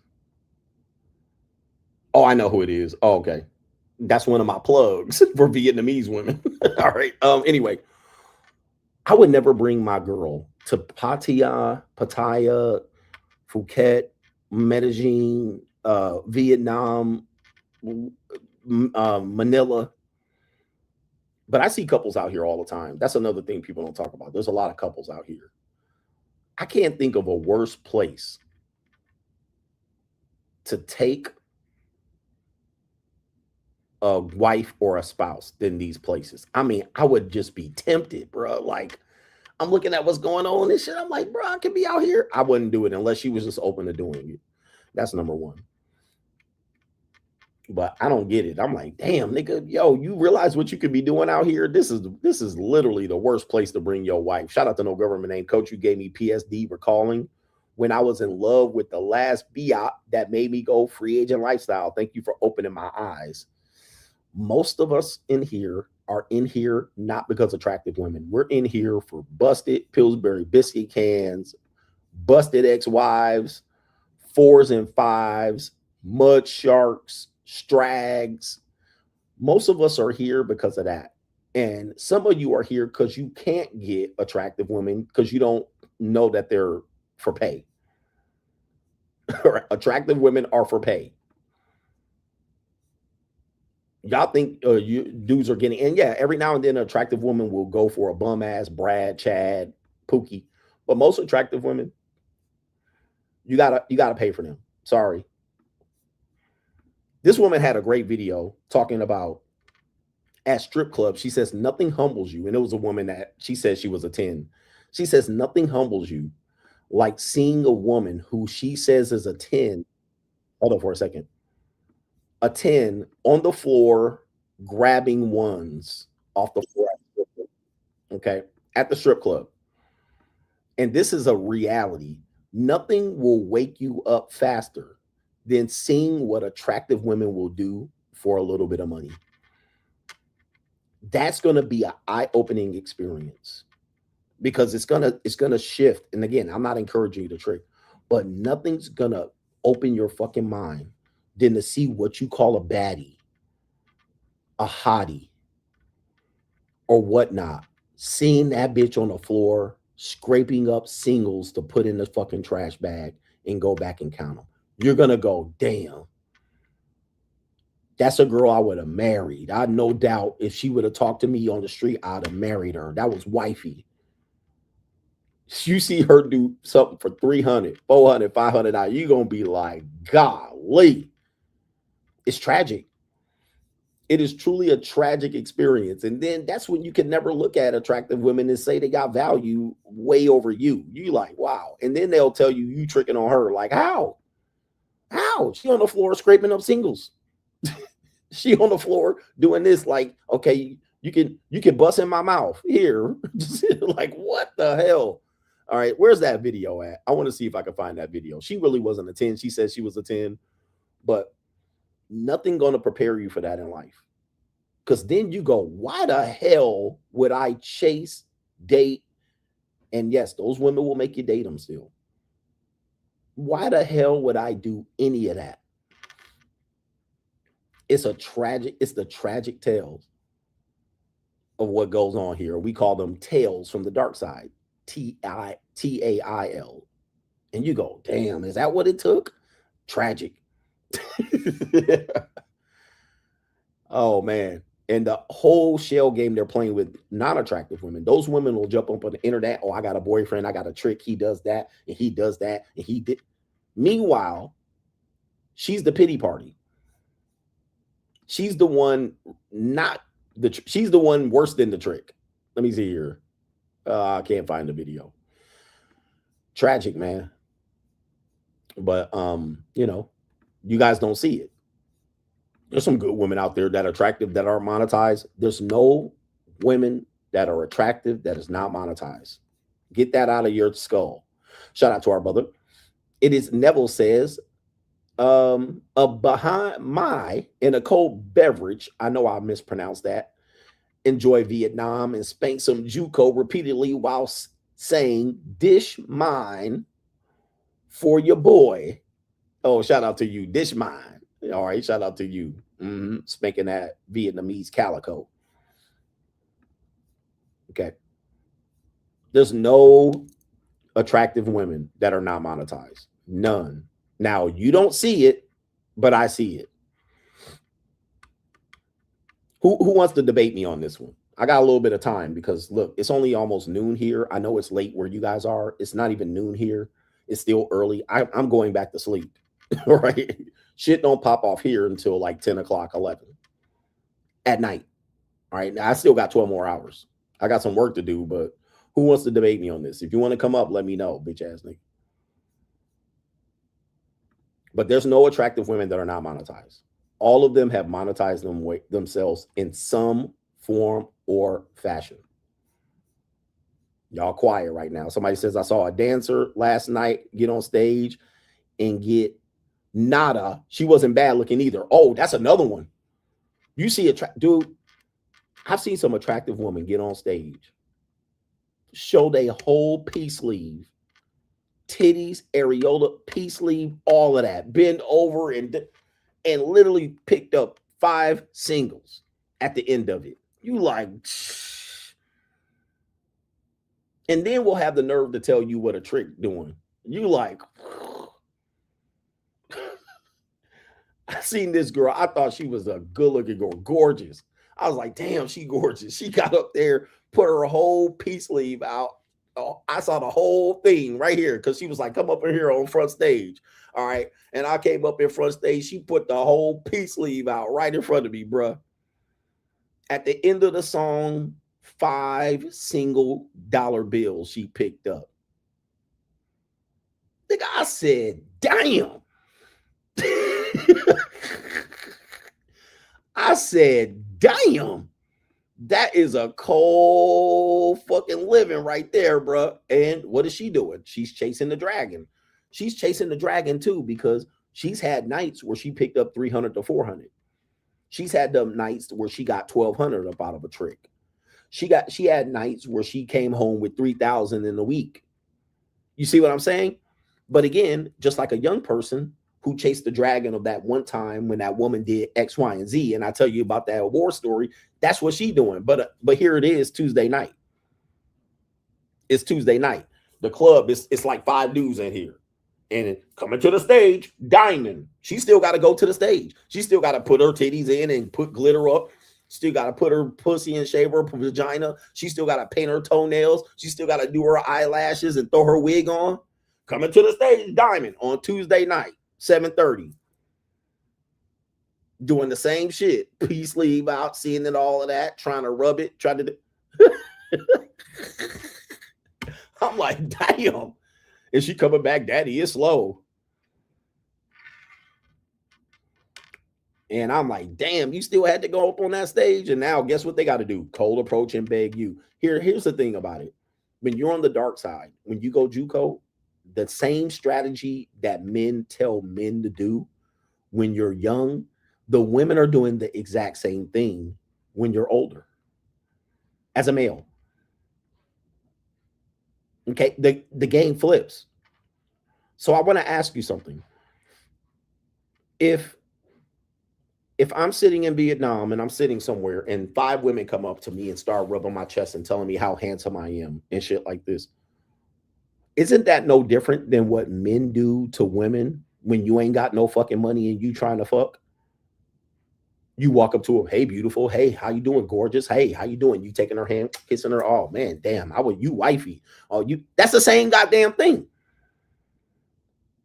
But you're genuine. You're supposed to be doing it genuine, and you're a good person. But what is the woman doing it on the opposite side when you 45 and she see me and she's like, oh, your arms and your chest. Oh, she just doing it because she want money. Okay, so you're just doing it because you want pussy. You're just doing it because you want pussy. You're no different than that woman. You just a free John. You just a free nigga that out here with free dick. Okay. So it's the same thing. When I go out and I walk down Japantown and the girls, hi, daddy, hi, come with me here. Let me do this. I love you long time. Let me do this. And they grabbing on me and feeling on me and they rubbing this, catering to my ego, handsomeness, and you that, and your teeth, this is so straight. I love it. That your gray beard so wonderful. Let me rub your head. It's the same thing. Same thing at a strip club, same thing at a brothel, same thing at the JUCO, same thing with the college girls, same thing with young women, same thing same thing at a massage parlor. It's the same thing. It is the same program. She just trying to run the same cheesy ass game on me, and I see what's happening, just like young women see what's happening when your goofy ass come cold approaching their ass, 97 to get 100 to chase the dragon. It's the same thing. She got to come out here and tell me how great I am and how wonderful I am. She can't come out here and just say, hey, it's going to be $50. Take it or leave it. Because trust me, there's some women who do this. You go to a club and then she'll just walk up to you. She ain't got time. She just don't want to waste no time. Hey, you want a lap dance? It's going to be it's going to be 150 for 3 songs. You want it? And then you be like, nope, she be out of there. But there's some women that sit up there and let you grab their ass and rub their titties and sit up there for an hour and a half begging you for a lap dance. And you sit up there and order 1 drink, 2 drink minimum and a glass of water and left. And you got the feel on ass. Got no lap dances, got no VIP room, got no phone numbers, no Instagram, no nothing. Niggas went up in there just to go feel on ass and drink 2 drinks and dip.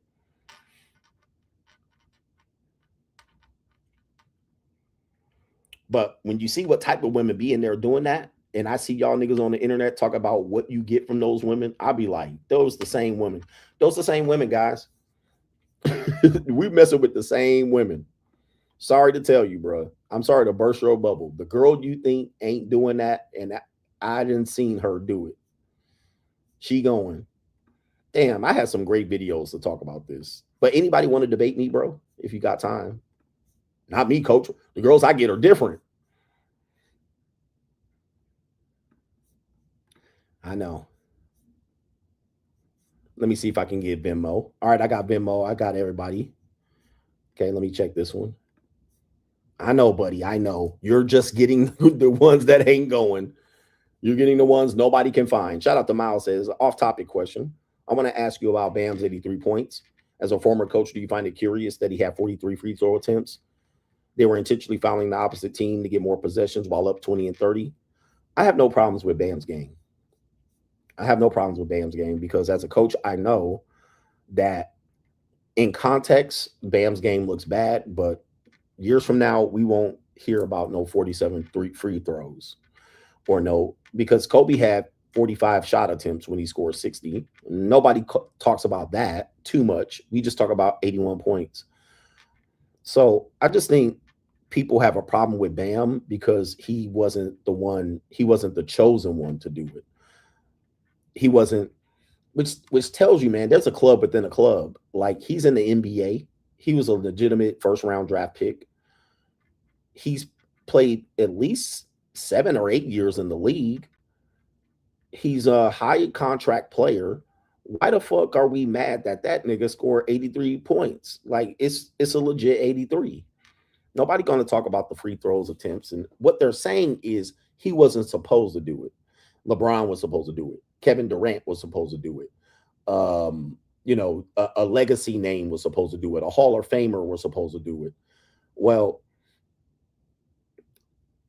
I've coached in games where I've seen this tremendous free throw discrepancy, and it was appalling. But nobody talks about those games years from now. I've been a part of games where a team shot 40 free throws and we shot 8. And it was like, what the fuck? It happens. But in terms of people manufacturing the opportunity to do it, all games are like that, manufactured. Every game is manufactured where a person go off like that and they have to figure out a way to do it and get it done. That's number one. Number two, he went up there and fucking hit 30, 40 free throws. That takes something, right? He went up there, bro. If he shot 40-something free throws, nigga, you would went up there and hit 15. But he went up there and shot 80-something% from the free throw line. Hey, stop. It is what it is.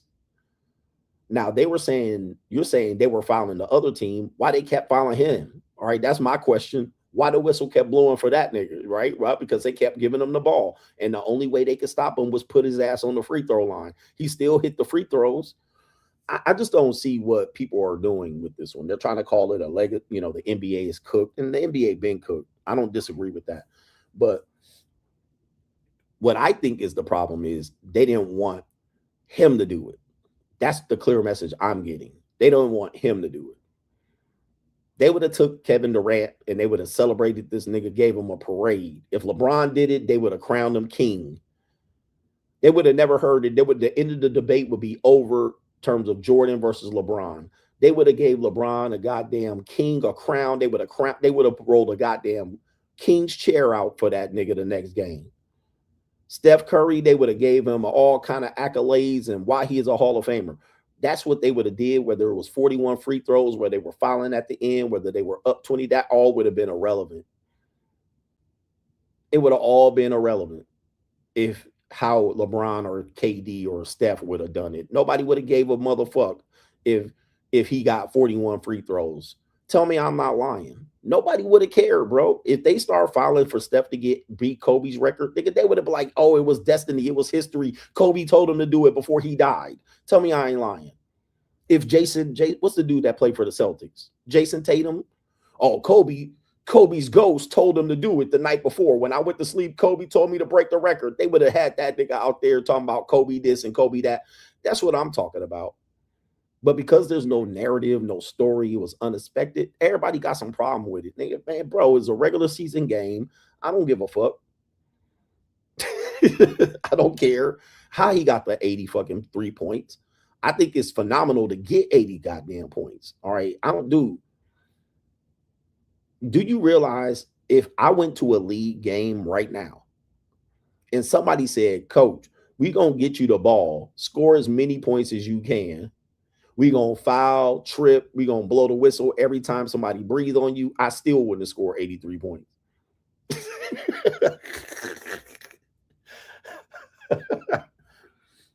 I still wouldn't score 83. I'd be huffing and puffing. I would need a gas mask. I would, every time off the floor, nigga, I got to get back on defense. And I got to run through screens and shit like this and dribble niggas up, take things. Hell no, bro. I would be up there, brick, and then get free throws. 41. I'm definitely only hitting 20 free throws. So it's I see people I just think he wasn't the chosen one. That's my opinion, why people they salty about it. Because even people that play for the Miami Heat organization is salty about it. Like, how the fuck is that? How? How are people salty and they play for the Heat? Like, you got to at least cover for your boy and be like, hey, that's going to be a record that stands for our franchise forever. Jacob says, I always seen what you were talking about when you said no matter the situation, it is all Jermaine's fault, no matter what they blame it on. It's always seems this as a kid, but couldn't explain it until you articulated it. Yeah, everything's your fault. You're going to have to take the L, fall on the sword as a man. So once you know that, then you will not put yourself in harm's way or risk. You'll mitigate the risks. One thing about old school versus new school, new school men won't mitigate risk. They'll take risks when it comes to dating relationships with women because their whole goal is to either procreate or get sex or get validation from women and sex because they live through women. Whereas when you get older, the old school philosophy starts to say, that's risky. Okay. This is what can happen. Validation from women is not all that it seems. Then some old guys will transition back into the risk. Okay. They're going to say, well, what if I get injured? Who's going to take care of me? I might need someone to die with. I need love. I have a codependency issue, right? Relationships are important to me. You'll see them double back into that after they get beat over the head a couple times. Typically, they'll do this with women who are not going to have children anymore. Okay. There's men in the manosphere that did this. Okay. So they'll be like, oh, I believe in love and relationships. Well, they got a girlfriend or a wife or a woman that has kids by other men, but they don't even like those guys aren't going to have kids with those women. So that's mitigating the risk. Ask that same man, would he go in there with a woman that wants to have a family and have kids? They're not going to do it. But they'll tell you that they're a relationship person. So they mitigate the risk by going in with women that can't have children and put child support on their ass again. Or get pregnant and abort their kid, or get married or get divorced. An older woman in her 40s or 50s or 60s, she may not try to divorce you after she done got married for the second or third time and divorced once or twice already. Her likelihood of divorcing you increases, but she probably like, you know what? Let's just make this shit work. Yeah, or he got a vasectomy. So he's like, okay, I can have relationships without having kids. So I think that's what typically happens. So some old school guys get back into wanting to fall in love and feeling lost and lonely or alone or needing relationships to validate them. I mean, it could be a series of reasons. I'm not saying it's wrong. I don't, what they are doing is for their own purpose. I don't have no problems with what they do. Now, me on the other hand, not me. Okay, because I'm not at that point in my life yet. I'm not at that point in my life where I want to be a step grand motherfucking daddy. Like, I don't see myself being a step granddaddy. Or I don't see myself being seriously involved with a woman that has kids, but I'm not involved in the kid's life either. Like, where we're separated from that, where she's like, yeah, I want a relationship with you, but I got this whole family thing on the side that you're never going to be a part of, which is fine. But I find that type of separation unhealthy, where it's something that I wouldn't do if she was involving me in the kid's life. I often see that her separating, that's not good long term. That's not going to be a good long-term relationship. That's not going to work. Okay. Eventually, she also will have a side private life with a whole bunch of side niggas too. So I wouldn't commit to a woman like that. We just going to fuck. All right. We just fucking. All right. We're just going to have sex and that's it. All right. I'm not going to do any dates or hanging out or future planning or none of that. I'm not that lonely or alone. The only thing I see possibly that could switch up what I would do is if I was knowing that I was going to age in a way that I would need help. The old nurse thing,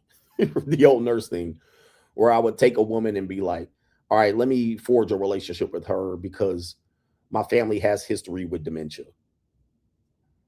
Right. And if your family has history with dementia, then you're probably going to catch it too. And then you don't want to be having dementia by your motherfucking self out here. All right. You at least want to have somebody around that cares about you. I would see that. Like, damn, who gonna push me around in the wheelchair in the airport? Am I just gonna be sitting there in the wheelchair waiting? All right. They're like, who are you here with? You ever like the person that they call, like you go get a colonoscopy and they're like, who picking you up? You can't even get the colonoscopy. I don't got nobody to pick me up. Men are in that situation where they can't even have a person pick them up.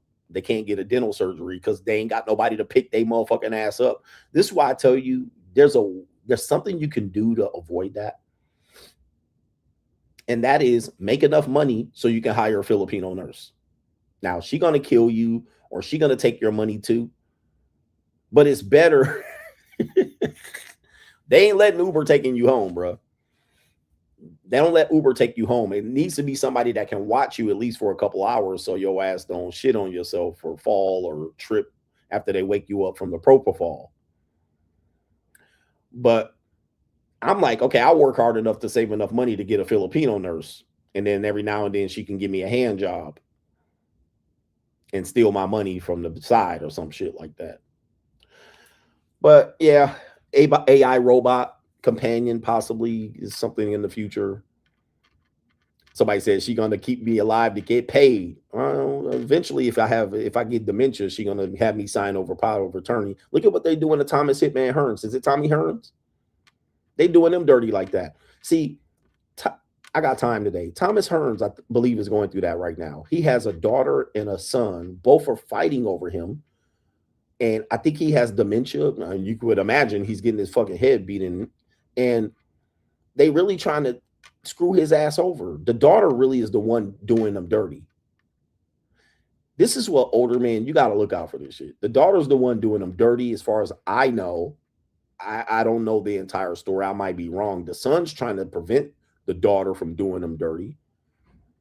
And they got this nigga out here.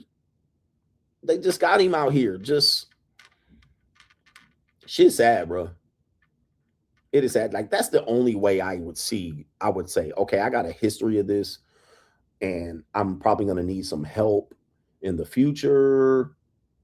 So relationship, ecclesiastically. But that doesn't guarantee anything either, because you can get into a relationship. Actually, my grandfather on my father's side was like that.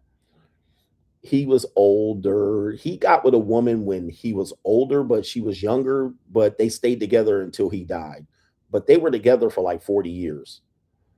Now, when he got with her initially, people thought that maybe, she was after him for the money. But So it caused a rip in the family. People never really trusted her, type of deal. But the story is, I think they were together 40 years, close to 40 years. So she held him down. I met her quite a bit. She was a hard character to like. I'll agree to that. She was not a likable person, but she held his ass down. You know what I mean? She held him down till he died. And it wasn't like he died 2 years later. She held him down for a good 40 years. So, took care of him, and she was kind of the only one there for him, and took him to his doctor's appointments and shit. I think they met when he was 50 and she was in her 30s, but she stayed the whole time, 40 something years. So, I mean, she didn't abandon him. She stayed with him to the last fucking day, last day. So it happens. It can happen, but I don't think they build women like that no more. Okay, let's just be honest. Let's just be honest. They don't make women like that no more. That's the whole thing about old school and new school. The women that the old school had available, the new school don't have available. Okay, so when old school people give advice about what they should find in women, you should do this, you should find that. Those women don't exist anymore for new school men to find. So that's where the new school men make sense. They're like, nah, bro, we ain't about to do all that. And there's no women like that. Although there's going to be some women on the internet that's going to be the exception to the rule that jumps up in there and say, I'm like that, but I can't find a man. I don't think so. There's no women out there like that. I mean, when I say no, there's very few women out there that are just going to be like, I'm going to take care of my man and I'm going to ride it. Not today, bros. Who disagrees with me? Who disagrees with me? Is there a woman in here? I'm just looking for a man that I could. Nope. So I don't see that. And so old school men like myself, we might tell a young dude or a man that's divorced to find a girl like that, but she out there, you just got to find her. What? She out there, I just got to find her. Okay, I'm 40, 50 years old. I'm thinking long term. I'm going to get me a woman that's going to, be there for me. But I got to find her. If I have to find her, they're not out here. They're not readily available. It's not available to me if I got to find it. Right? If it was something that I'm like, yeah, I'm gonna get me a girl, ride or die. That bitch is gonna be there. There's gonna be a whole line of them. There's gonna be a market for her. There's gonna be a place for her. Like there's a place where women sell pussy. There's a place where women strip. I don't have to find it. I can basically drive up to the motherfucker and go here and there and there and there. I don't have to find it. It's there. I can Google it, nigga. I can pull it up. I don't have to search around for it. Where is there a place where bitch pulling their titties out? It's there, right? You know what I mean? Like I don't have to find that. I don't have to find the girl. There's a place I can find a girl that needs her bill paid for the month. I can literally call it up on the internet, blah, blah, blah, make an account. Bitch right there. She there in 24 hours or less, like a goddamn Domino's Serrano pizza. Sojourno. It ain't delivery, it's Sojourno. See, that's an example of it's available. Not that I gotta find it. There's a woman out there that'll pay you and pay your bills. Okay, where they at? Okay, but you just gotta find it. So this is the thing that when people say this goofy shit, I'm like, that's just hope. You just selling hope. If it was so readily available, there'd be a market for it. They could just like Filipino nurses.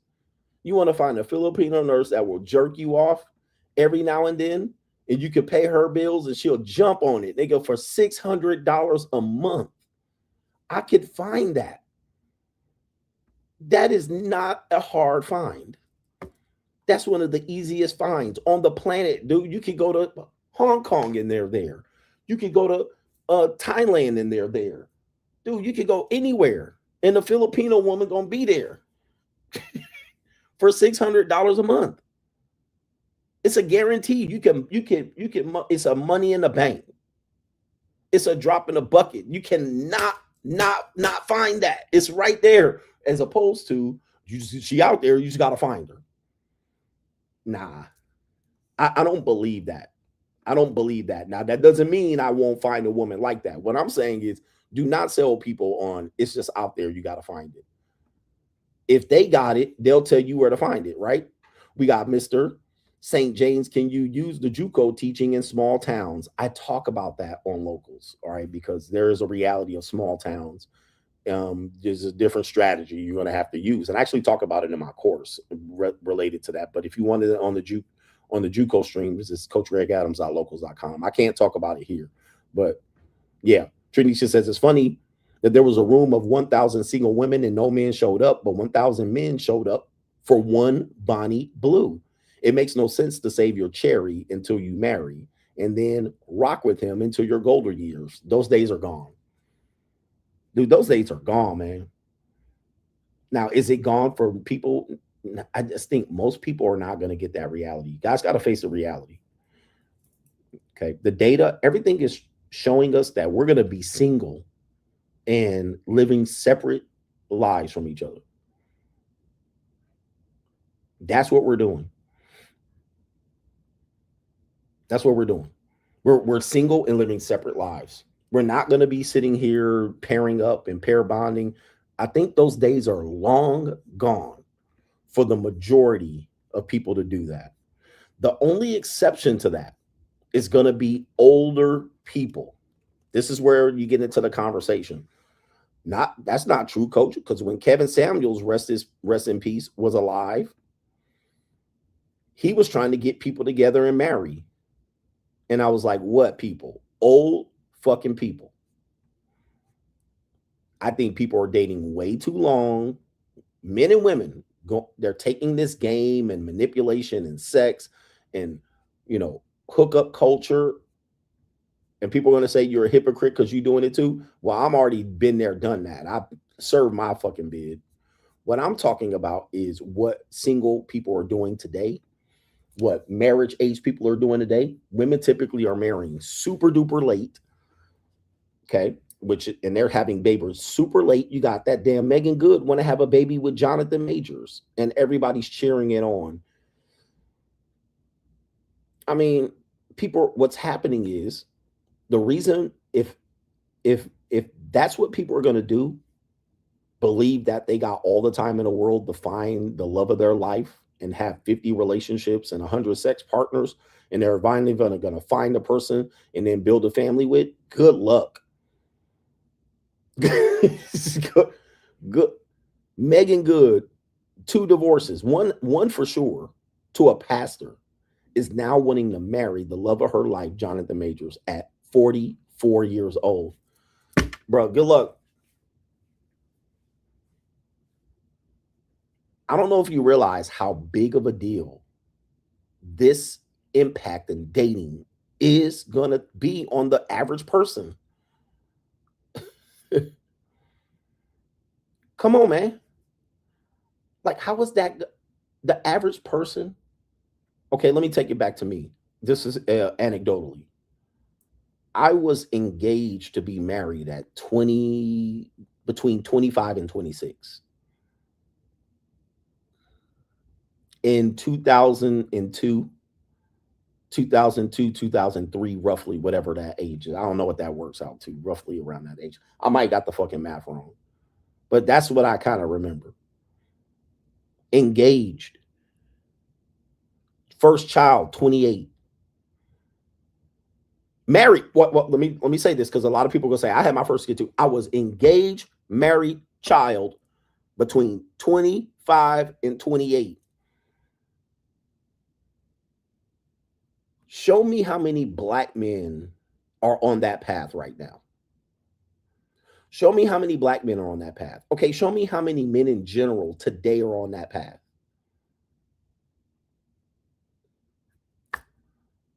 How many people are encouraged to be on that path at that fucking age? This was 20 years ago. This was not like in the 50s or 60s. This was in 2004, and nobody was saying we're too young, it's too early, you got plenty of time, you live your life first. Nobody was saying that shit in 2002 and 2000. People were like, oh yeah, you're doing the right thing. They were telling you to do the right thing. Go for it. Nobody stopped us from doing it. Nobody was like, yeah, nah, man, this is too early. You need to live. They was like, yeah, you're doing the right thing. What about your thing to do? Yeah, this is what people did in that time 20 years ago. Today, you still an emerging adult. You live with your mama. Your brain stem ain't developed yet. You still haven't reached your brain hasn't, what do they call it? Your fucking frontal lobe ain't developed. That's how different things are today. It was a normal thing to do, a normal process, a normal step. Going into emerging adult, you're going into your rite of passage. It was the normal thing to do. So today, you're seeing not many people take that course. They're going way beyond that to where they're pushing that to 10 years later. 10 years later. Now, here's the problem with it. What they're doing in those 10 years are going to make it difficult for them to actually get into a stable relationship. Number one, they're fucking during those 10 years. It's not like they're not having sex. They're doing a lot of sexing. They're doing a lot of dating. They're doing a lot of celibacy journeys. They're doing a lot of traveling, backpacking through Europe, fucking. They're doing a lot of linking and lesbians. Niggas are hooking up with 500 women, 100 to 500 women. They're going and watching a lot of porn. Then what happens is you're not dumb anymore. Your brainstem develops. You're not dumb. You're not going to fall for the okie doke. You've actually got data. You're looking at statistics. You wised up. You're not, see, relationships depend on you being dumb and stupid. Having a relationship in a marriage depends on you being dumb, ignorant of facts and details, hoping on love and lust, believing that this person is the one you're going to live forever. That's what being married and having kids and a family depends on. You got to be stupid to put your name on the same bank account of this bitch and don't go on with a prenup. But because you're now 10 years down the line, now you done heard and prenup and this and that. Now you're like, oh shit. Now you risk averse. Now you're not dumb and stupid. Now you done fucked 50 women already. And that woman has fucked 100 dudes already. And she's dated 150 dudes. So, and you're way more independent. You don't need the person anymore. You can have kids without the person, surrogate kids without a wedlock. There's no standard or stigma having kids outside of wedlock. She can have a whole vial of sperm and get pregnant. You could go over. Nobody's that dumb anymore. Nobody's that dumb to fall for the okie doke. So then people are just going to say, well, I'll just stay single. I'll just stay single. What's the point? What's the point of getting married? I can have sex without marriage. I can have an apartment. I can live with a woman without married. What's the point? Okay. I can have kids overseas. I can fuck as many women as I want. I can just keep living in debauchery and lust. Doing like I can get any man that I want. I can get him whenever and call him in there. So why people by that point, by 30, 32, 35, 37, the only people that are trying to get married at that point are Hail Mary buzzer beater bitches that want to have egg freezers. Egg freezers and women that want to get their third marriage off. Right? They want to make their third marriage work. She 37. She like, damn, I've been divorced twice. I still want to get married. That's not many people going in at 37. Like, let me just go ahead and give this a try. That's the collateral damage. That's what's going to happen. That's what's causing the problem now. Because then people are going to be like, well, how people going to have kids? The birth rate's declining. How people going to get married? People are just going to stay single. It's easier to live alone. I don't have to listen to nobody. I don't have to ask them to share my location. I don't have to, consider their feelings. I don't have to do their laundry. I don't have to chop up chores. Other people are going to get married because, I'm going to save expenses, or maybe I'll get move in together and save expenses. It's never really about the love anymore. It's not what it's about. It's not about family building and building together and love. What percentage, I know because you guys call me a nihilist, what percentage of people in America are looking for that type of relationship between the ages of 18 and 32? I want to build a family, build together. What percentage of people would you guess are doing that? Okay. Put it in your own terms and just don't listen to me. I just think it is far-fetched. I think it's not a reality today. I would imagine 20 to 25% of people that might even consider doing some shit like that. 18 to 30, maybe lower than that. But I always said those people are going to be, that's the exception. That proves the rule. I'm not saying nobody's going to do it. There's always going to be an exception. There's always going to be people that do it. White people, white suburban people, upper middle class people, upper middle class minorities. They're going to do that. That's regardless. They're going to do that. They're going to take that step because it's kind of ingrained in their culture. It's the thing to do. That doesn't disprove it. So you can say, I know some people that are getting married in Boise, Idaho. There's a whole bunch of, yeah, I see that too in Salt Lake City and Boise, Idaho, Tuscaloosa, Alabama, right? Sorority fraternity girls. Yeah, those people are going to do it. People that live in Martha's Vineyard and shit like that. They're going to have the ecclesiastical church people, Mormons and shit like that. And those people are going to do it. Foreigners and Nigerians, these motherfuckers are going to do it. It's not a surprise. It's ingrained in their culture. Take people who are born from fractured homes. They grew up with single mothers. You know, their result of divorce. The common American person, middle class and below.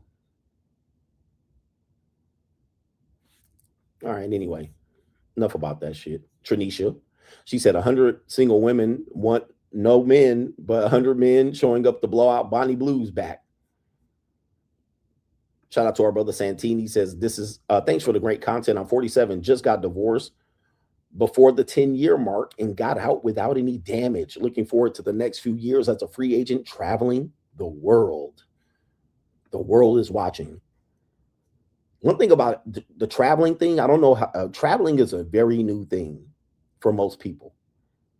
I know people think the idea of men traveling and this and that, guys, the idea that men and women can travel easily, effortlessly, and get there in safety, get there low cost budget. Niggas, y'all don't even need to put on clothes. Y'all can wear pajamas and travel.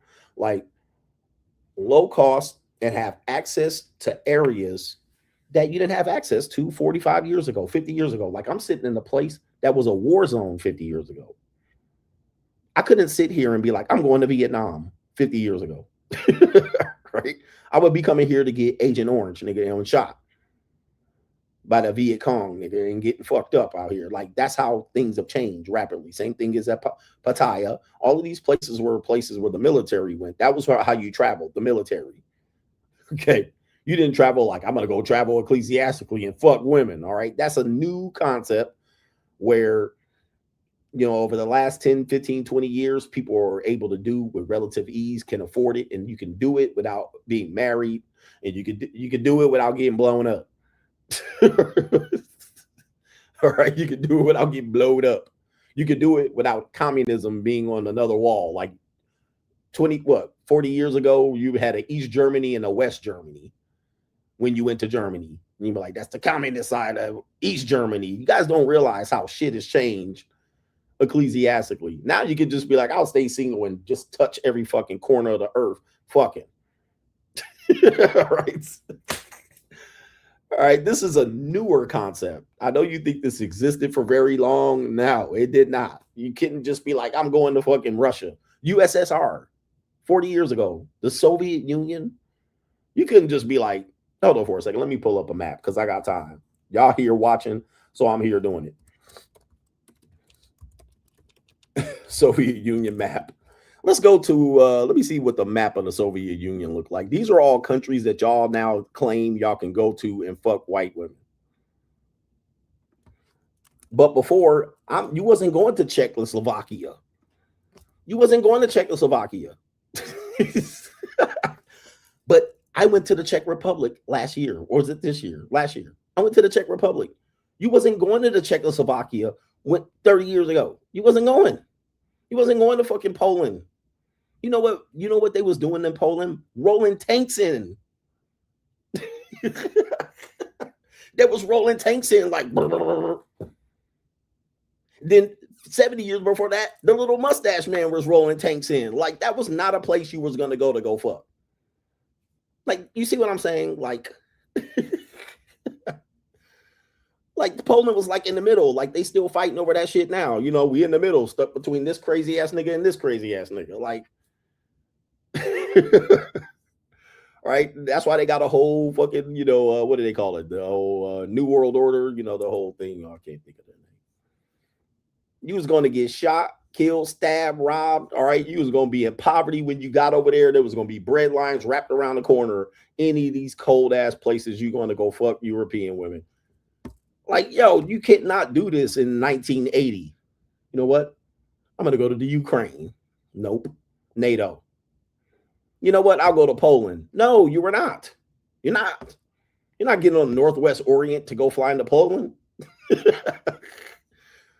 All right, let's go to Romania. No, you're not going to Romania. I can guarantee you would not go to Romania in 1980, where that bitch was doing backflips. Nadia Comaneci. You know, you're not going to Romania. No. Transylvania. Andrew Tate would not be living in Transylvania in 1980. You're going to the gulag, nigga, as soon as you show up. And when you come back to America, you got to do a debriefing like that nigga, what's his name? Lee Harvey Oswald. You're doing a debriefing. All right. What the fuck was you doing in Poland? I was out there for the bad white bitches. They were like, okay, CIA on your neck as soon as you get to the goddamn immigration. Yeah, you're not going to Croatia. I'm going to Croatia. Why? They have fantastic beaches. You're not going to Croatia. Not in the 90s, you're not. Not in the 1990s. You're not going to Croatia. Or Serbia or Moldova. None of these places you're going to. None. Serbia. See what I'm saying? Like, this is all new. This is all available to you now because of modern times. I'm making my point. You're not going to these places for vacation. Just to go out there to go chase pussy around. All right, anyway. All right, we have made it better for you to be able to touch these places. All right, the only way you're going there is to jump out of a goddamn cargo plane. All right, with a parachute. That's all you're doing. All right, you go to the Mediterranean. What are you going to do? We're going to fly over in the cargo plane and we're jumping out, parachute in. All right, airborne. That's how you're going. No passport, bros. None of that shit. Yugoslavia. Let's go to Yugoslavia. All right. No, you're not. You're not. All right. So you're staying at home. That's what you're doing. All right. You're going to find bitches in Atlanta. You're going to Freaknik. You're going to go to Houston. You're going to go to LA. LA was a thing in the 80s, by the way. LA was it. All right. We're going to go to Los Angeles. We're going to go watch the little Walk of Hollywood, Walk of Fame. Y'all going to go see the Little China. The Chinese Man's Theater. That's as far as you're fucking going, Los Angeles. And you're probably driving in the station wagon with no air conditioning across the 10 freeway. No airline tickets. In 1980. LA was like the destination. We're going to Palm Springs. I mean, that's where you're going, bro. All right, anyway. All right. I can't wait. We're going to LA. Everybody's like, oh, wow, he's going to LA. Wow, they're going to go to LA. That's 80s. That's what you did. You didn't just hop on a plane. You went to Venice Beach. Oh, wow, they're in Los Angeles. How was your trip to Los Angeles? We went to the beach. We went to Santa Monica. That was like the shit in the 80s. That was like, wow, you really went out there.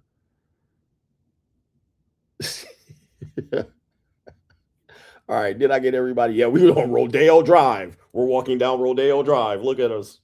We're not looking at anything. All right. You guys realize there's a Rodeo Drive everywhere right now. There's a Rodeo Drive right now, right there, 10 minutes away in Vietnam. I can walk 10 minutes and they got Gucci, Fendi, Prada, Louis Vuitton stores. And if I took a picture, it will look like Rodeo Drive in the 80s. It's anywhere I go here in these fucking Southeast Asia, everywhere around the world, I got the same goddamn Rodeo Drive. I don't have to go to LA no more to see that. There's a beach everywhere. So anyway, and typically people stay in these areas. When you travel, people tend to stay where there's malls, where they're comfortable. Because if you drive 20 minutes outside of Vietnam or any of these places I visit, really in Manila, if you drive 4 minutes outside of BGC, you are in Tagalog, I believe. You're in some poverty shit. if I drive 15 minutes outside of Vietnam, where I am, Ho Chi Minh, aka Saigon, I'm in poverty. Dominican Republic, same thing. As soon as I leave this, I'm in poverty. Poverty. Where you drive by, they got that water tank on the poverty. But when you stay within that 10-minute zone, you walk around, there's nice restaurants and resorts and Hiltons and motherfucking Hyatts and Sofitels and you get a whole thinking, oh man, it's good out here. You leave District 1 and you in District 6, you in poverty real quick. So don't get it twisted. This idea of what you think would somebody said right here, the UAE, Dubai. Dude, Dubai was non-existent 20 years ago. That was not a place. Maybe certainly 30 years ago. I'm gonna go to Dubai in the middle of the desert in a man-made. I can't go to Dubai now saying this, in a man-made paradise like Las Vegas. There was no Dubai 30 years ago. Abu Dhabi, Dubai. This is all recently created. And guess what? People go there like, I'm going to Dubai. I'm going to Dubai. I'm going to Dubai. 30 years ago, nigga, what? You're going to get your head chopped off? Where are you going? A desert? It's like, right? It's like, this is being able to travel is a new concept. To be able to afford to travel. And now, since people are staying single longer, guess what they're doing? Instead of getting married and having kids, they're traveling. Even if they travel within the United States, that's what we're doing. Even I mean, it's the same. Just saying, the political landscape and everything, what America has done to these areas, mostly America, is they've made it, and the British, they've made it so that you can go to these places. How did they do it? They blew somebody up. let's call a spade a spade. Japan was pretty much operating like North Korea about 100 years before they got into World War II. Okay, they basically were isolated from the world. They are small islands off the coast of fucking nowhere. They're a small country. They basically, for hundreds of years, were North Korea. Then they started to change and wanted to open shit up. And then they started to kind of invest in their military. And then they started fucking shit up. Right? That's what they started doing. They started blowing people up. They started going to Japan, China, blowing them up in the Philippines. And they started tearing up shit. All right. That's what they started doing. And then woke everybody up. Then all of a sudden they got the gumptions to Pearl Harbor, United States. All right. Which was a mistake. Now, here's the deal. Nobody was going to Japan for nothing before that. That's the point until United States blew their ass up. Right? So now people go to Japan. And they built the shit up so now that you can go there for a vacation. That's the point. All right. And that was what, 1940 something? So I know that seems like a distant memory, but that's pretty much new history. And that's pretty much why you're able to travel the world. The United States comes in and they wreck shop, they tear up shit. And they make shit hard, and then they sell steel to the whole motherfucking country. And they put up high skyscrapers and shit and strip malls and shit to make you comfortable so you can go visit. All right, but that's neither here nor there. All right. All right. Thanks to the United States and Britain. Great Britain, who used to be great. But yeah, and then it is what it is. All right. So shout out to the colonizers. Anyway, drunk history moment with CGA. All right. I need to stop with the drunk history lessons. All right. More or less, most of what I said is true. And some of what I said is satire. All right. Don't take anything that I said as a historical truth. It's somewhat true. And yo, we out of here, man. I'm going to go take a nap before I go see some Vietnamese women tonight. All right. Peace. Peace.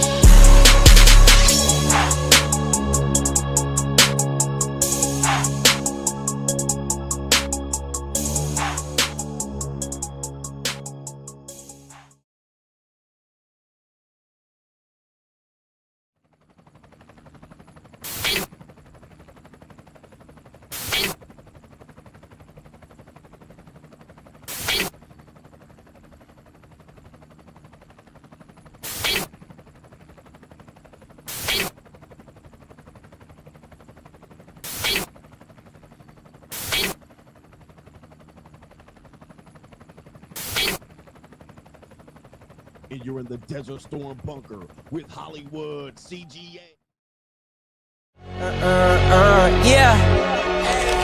Yeah. Legends ain't born, they built from the grind. From benches to banners, we sharpen the mind. We sharpen the sword and promise and swore that we going hard and leaving it all on the floor. Hey, yeah, we going hard and leaving it all on the floor. Hey, yeah, we going hard and leaving it all on the floor. Legends ain't born, they built from the grind. From benches to banners, we sharpen the mind. We sharpen the sword and promise and swore that we going